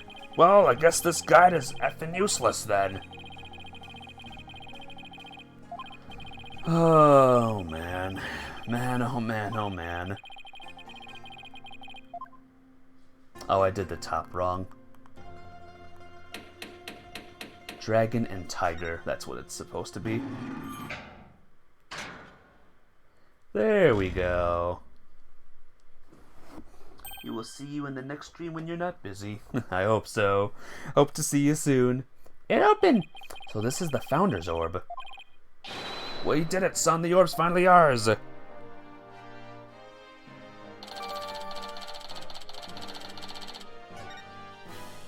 At last, the Founder's Orb is ours. It's all thanks to you, son. Well done. Then again, I'd expect nothing less from my boy. Oh, it's no big deal. Don't sell yourself short. You may think it's nothing, but your insights and reasoning let us hear. I'd say that's truly impressive. I don't know about that. All those battles you fought in the courtroom have shaped you into the man you are today. I couldn't be prouder. Will you cut it out already, before I turn into a sun-ripened tomato? With this orb, I can finally deliver a fatal blow to the Garan regime. Ah ha ha ha ha ha. So, how exactly do you plan on using it? You're not going to try and become a spirit medium, are you? Don't be ridiculous. I don't need supernatural powers like that. So then, are you going to use it as a bargaining chip with Queen Garan? Like demanding she abolishes the Defense Culpability Act? Well, the thought had crossed my mind, but the main thing is returning this to the kingdom of Karatin. After all, as a sacred relic of Karanism, this is where it belongs. Really? That's all you wanted to do? Mm-hmm. Because my true objective has always been to find out who asked Dr. Buff to study it and why. I'm not sure I follow. The orb's significance. Yeah. The official story is that the orb was stolen from the temple treasure room. Yeah, I heard about that on the news. They also said your group was behind the theft. That's not good. We're probably on an international most wanted list now. Let me ask you something, Apollo. Who do you think really stole the orb? I really haven't a clue. Well, I think it was one of the royals. Really? Someone from the royal family? Yeah, I've got a pretty good idea which one it was. He knows who it is? Care to share your hunch? All I'll say at this point is this. Security is pretty tight, but the royals have unfettered access to the treasure room. Plus, they seem to be turning a blind eye to the orb's loss. But why would a member of the royal family do that? That I haven't figured out yet. But whatever the reason, it can't be good.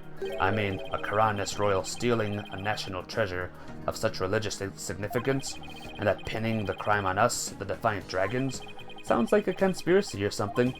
I agree, and if the truth were to come to light, it would be a scandal of epic proportions.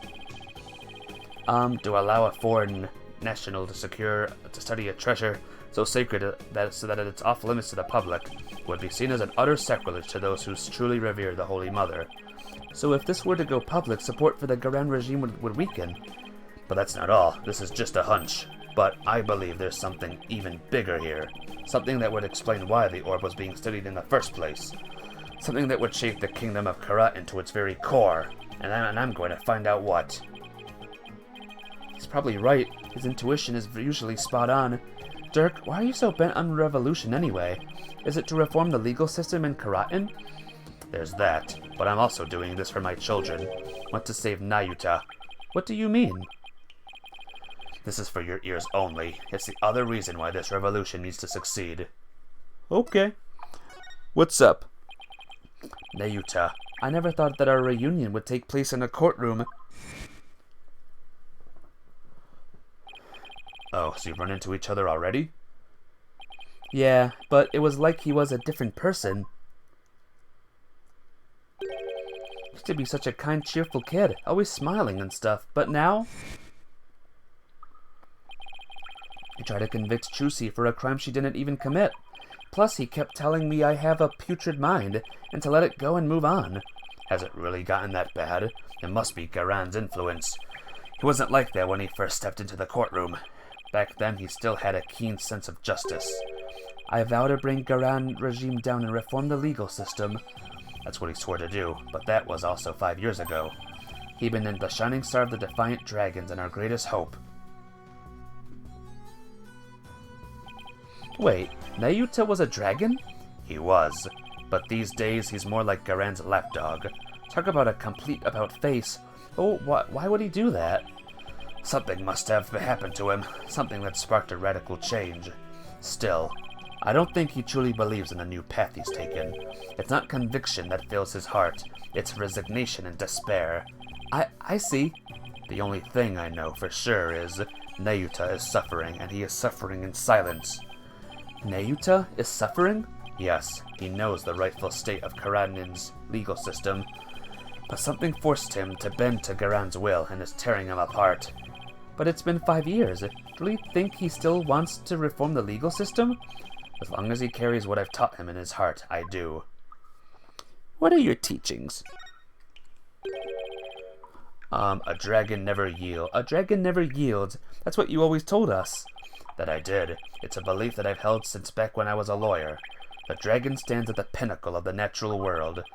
Nothing and no one can bend its will. That's why we lawyers must pursue the truth like an unyielding dragon, right? We must fight for truth to the bitter end, no matter what it takes. Dhurke and Mr. Wright, they have that much in common. That's why I held on to this badge, even though there are no more lawyers in Karatin. I believe that one day our legal system will return to its former glory, and this badge here is a testament to that belief. I wonder if Nayuta still believes in what you taught us. He does, that much I'm sure of. A dragon never yields. Cool. I know that belief is etched deep in his heart. I'd bet my life on it. After all, he is my flesh and blood. This unshakable faith and confidence, it's what draws people to him, whether they like it or not. Even people like me. You know, I remember back when we were kids, Nayuta used to say with great pride, I have the blood of the dragon within me. Yes, and that's why I want to free him. Free him from the poisonous clutches of the Garan regime. So that's your only other reason for starting a revolution? Yes, I need to smack some sense into that boy of mine. I mean, what else are fathers for? Ha ha ha ha ha ha. I wouldn't know. Now that we have the orb, on to the next problem, getting out of here. Well, we're not going back the way we came, that's for sure.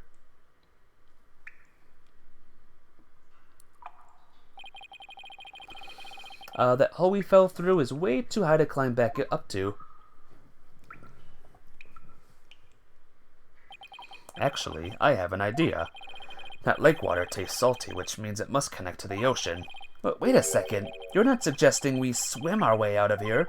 That's exactly what I'm suggesting, but we have no idea how deep that lake goes. It's pitch black down there. Not a problem. How is that not a problem? I mean, how do you even know if there's really a passage to the ocean? Well, one of us has to try, and I'm the better swimmer. Time's a-wasted. I'll be back before you know it, son. Sploosh! Dhurke! He's gone. I sure hope he knows what he's doing.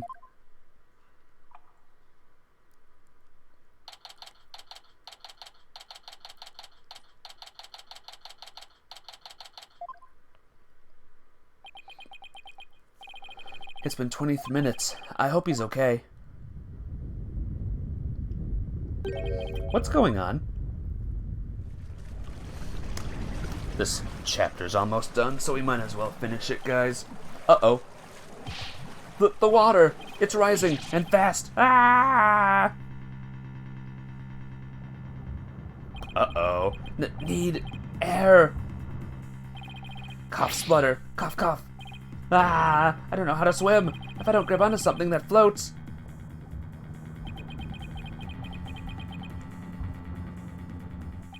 Cough, sputter, cough, cough. This is bad. I had better think of something. Quick. How about the driftwood?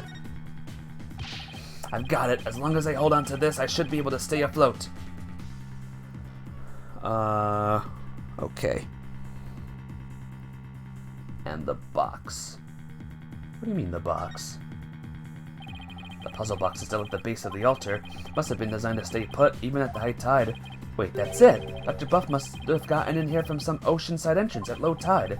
That's why his footprints were leading out of the lake. So it really does connect to the ocean. Not that that helps. I drowned before I made it out. Okay. Okay, bottle. Hey, maybe I can use this like an oxygen tank. Wait, what am I thinking? You just stay calm and be more rational about this. Okay. Driftwood, bottle, and box. It should have risen again, the water. So what the F game? Or guide, rather. Now you need the orb. I have the orb. Water's almost up to the top. Won't be long before it reaches the roof of the cave. Game?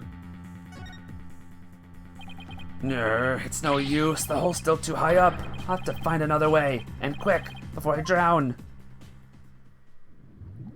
Alright, the guide was wrong. Water won't stop rising. Ah, I'm getting swept away. Ah, please stop.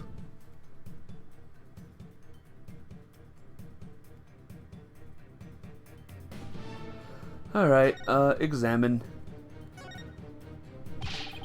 The water's high enough for me to reach the hole. I'm saved. All I have to do is go back the way we came. The water might even lift me all the way back up over the wall of rocks. Here goes. Huh? The hole. It's full of rubble. The tunnel collapsed. Collapsing above must have filled it after we fell through it. Nah, this can't be happening.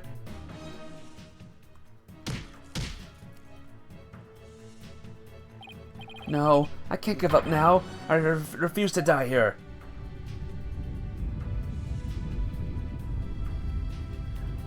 The water. I can't. I think we're dead, guys. Cough sputter. I can't breathe.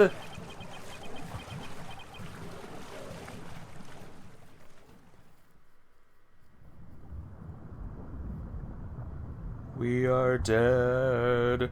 Is this the end? Dhurke. I wonder if he made it out.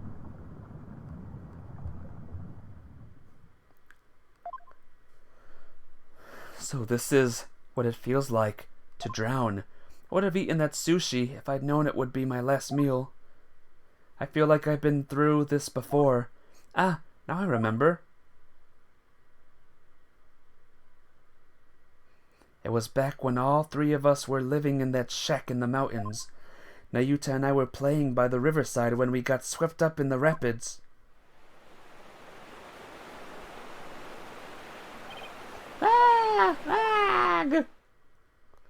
I thought we were goners, but then... Nayuta! Apollo! Hold on, I'm coming!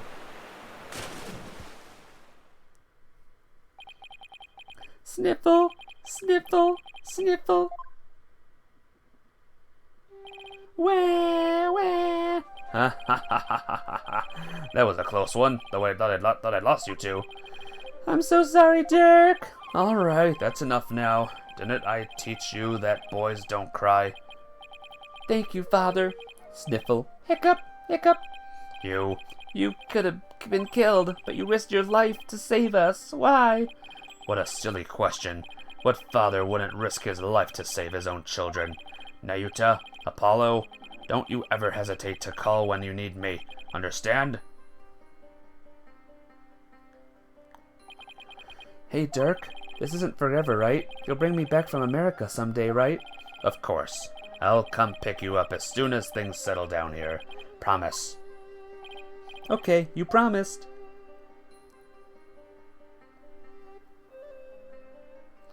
Dhurke, I waited and waited for the day you'd come and take me home, but you never came. That's why I try to forget about you and my life back in Karatin. Dhurke, why? Why didn't you?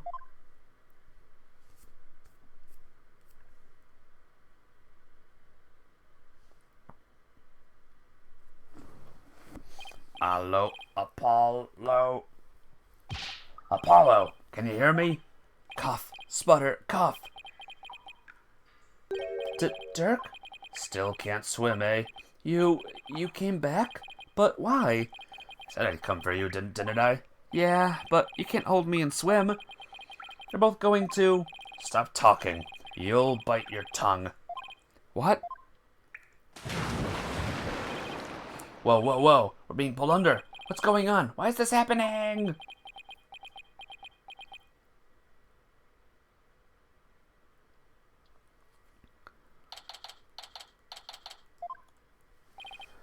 Cough.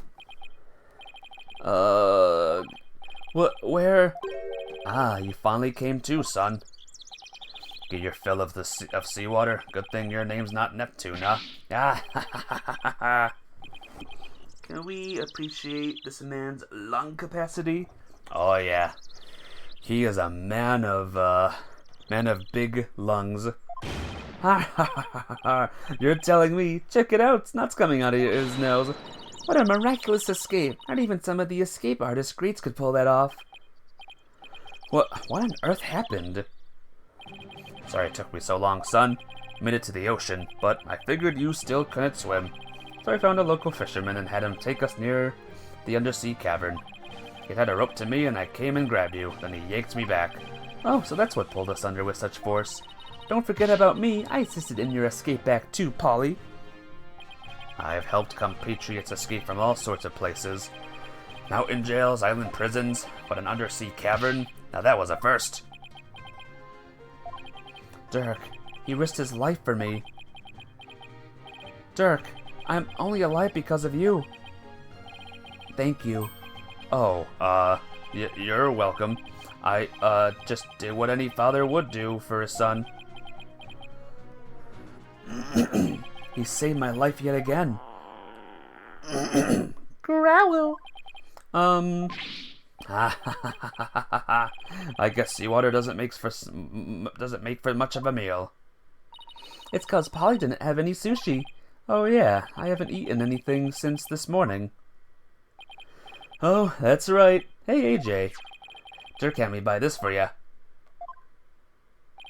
Thought you might be hungry. Ready to have some of this time around? Yeah, thanks. Chomp, nom, nom, nom. Oh wow, this is delicious. Ah, ha, ha, ha, ha, ha. Glad you approve. I'd better get some before you eat them all. Chomp, chew, chew, chew. Just like old times.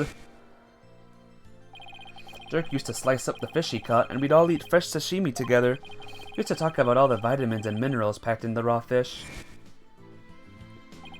Chomp, munch, munch, munch. Hey, by the way, let me see that orb, AJ. Here you go. Whoa, so that's what it looks like. You found the legendary treasure? Nice work, Polly.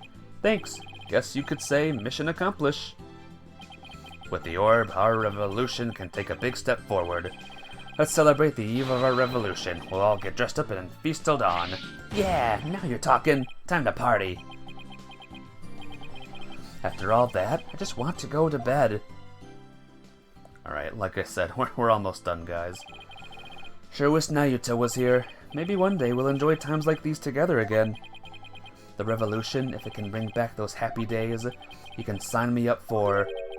Sorry to interrupt your little party, but I'm here for my crystal. Right, left, halt!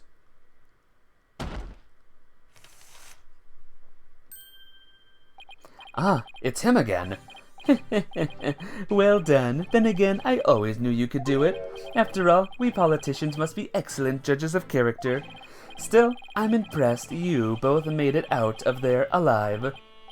What? Wait a second. You're the one who shoved us into that pit? It sounds so bad when you say it like that. All I did was give you a little nudge in the right direction. So, it was you.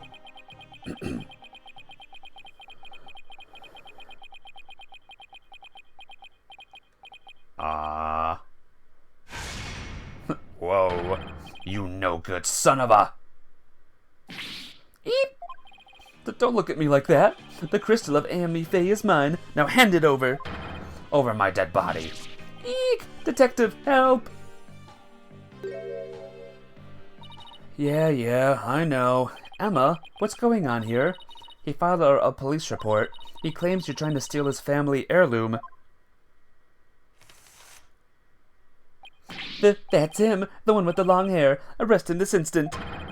He's the thief that made off with the Asheton family's most precious heirloom. What do you think of this guy, Captain Chips? Well, I suppose I should ask you to come in for questioning. Down at the police station? I think I'll pass. After all, Mr. Asheton seems bent on having me arrested on theft charges. Kill this man? Well, there's a problem, though. This is not good. If Dhurke gets arrested, he'll be sent back to Karatin to face execution. Sorry, but now that I know you have the crystal, or orb as you call it, I must insist. Will you please come with me, sir? Hold it! Emma, I'm afraid I can't let you take Dhurke in. He received the orb from Dr. Buff in a perfectly legal transaction. Is that so? Can you prove it? Of course. This should sufficiently prove that the orb now belongs to Dhurke. It's the transfer thingy. Take a look at this agreement. What do we have here? Let's see. I agree to hand over the Founder's Orb to the Defiant Dragons if I will come to no harm. It appears to be perfectly legal agreement. Not so fast. That's not the Founder's Orb. It's the Crystal of Amithe, which means their agreement is null and void. This is going nowhere fast. You can say that again. Then it will just have to go to trial. Right, Apollo? What? Mr. Wright? What are you wearing Furio Tigre's outfit? Mr. Wright? Daddy? Yes, it's a DLC costume, by the way, but I think it's perfect for this for this moment here. Where do you get that outfit? In the DLC case. What's with you two? You look like you just saw a ghost. Oh yeah, Emma mentioned she had seen him around. What are you doing in Karain Village, Mr. Wright? Mr. Atishan has retained me as his lawyer. Wait, you're his lawyer? Mr. Wright, why are you serving as Mr. Atishan's lawyer? Because he hired me. He needed my help in getting a family heirloom back from Dr. Buff. And it seems he correctly foresaw that something like this might happen. Have you seen Apollo's yet? Not yet. But we'll see it soon. It's because those shifty insurgents were harassing poor Dr. Buff, so I knew I might need a lawyer if things went south. I figured with a celebrated lawyer like Phoenix Wright, I couldn't go wrong. Is this what you came back from Karatin for, Mr. Wright? It was just good timing. My work over there just happened to wrap up, so here I am. Plus, Mr. Atishan is a very important client. They know each other, but I've never heard Mr. Wright mention his name before. And, yeah, we'll see him soon. Mr. Wright, are you sure this is Mr. Atishan's family heirloom? That's my client's assertion. He says it's the crystal of Amithe. Apparently, it's the crystal she once used when channeling spirits. Who's Amithe? She brought Karani's channeling to Japan, and her descendants brought it here. Her true origins are still rather murky, but what's clear is she's the founder of the Karain channeling technique. Oh, so she's like the one they call the founder in Karatin, the Holy Mother. Apollo, I don't plan to betray my client's confidence. I may not know all the facts yet, but I do know that we won't be handing the crystal over to you. What? Are you saying... I'm really sorry it's come to this, but... Mr. Wright, I don't understand. Let me spell it out then. If you continue to claim that the crystal belongs to your client, then I will be seeing you in court. What? What's gotten into you, Daddy? Nothing. This is strictly business. Two lawyers from the same firm facing off? What are the odds? Lucky for me, I believe I have the right man for the job. Whatever are you going to do? Remember, he is your boss. How did it come to this? But Mr. Wright, please, don't do this. Apollo, there's no point in arguing about it here. When it's now clear we're heading to court, that's where we'll find out who the crystal really belongs to. I don't believe it. Am I really going to face Mr. Wright in court? Daddy, Apollo, no! We can't have our agencies competing against each other. It's too late, Trucy. The die has been cast. We each have to fight for our clients' best interests. But... So, what's it going to be, Apollo? Are we going to have to take this to trial? Have to battle Mr. Wright in court? The legendary Phoenix Wright? No matter how many trials of his I've watched, no matter how dire the situation, he's always pulled out a win in the end. Can I do it? Can I really take on the man whose footsteps I've been following and... I owe it to Dhurke and to at least try. What should I do? I am going to battle Mr. Wright. There's no turning back now. If it's a trial you want, Mr. Wright, I'm more than happy to oblige. I'm ready to fight for my client, even if it means facing off against you.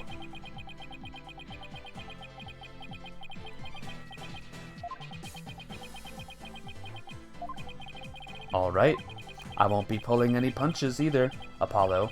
The kid gloves are officially off. May the best attorney win. You got it.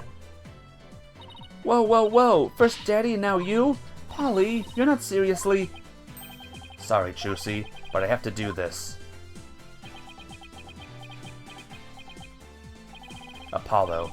Alright then, I better go prepare for tomorrow. See you in court.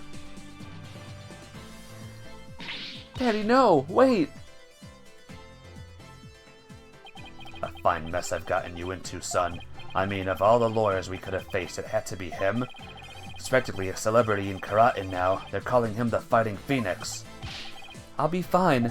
After all, I've come a long way too. Who knows, I could even end up winning. There's always a chance. Right? You know, this may be a blessing in disguise. The trial proves what we found is indeed the Founder's Orb, and whoever asked Dr. Buff to study it may be revealed too. This is our chance to finally pull them out of the shadows. The first step of your revolution, huh? Yes, the revolution to restore Karat to its former glory and save Nayuta's soul.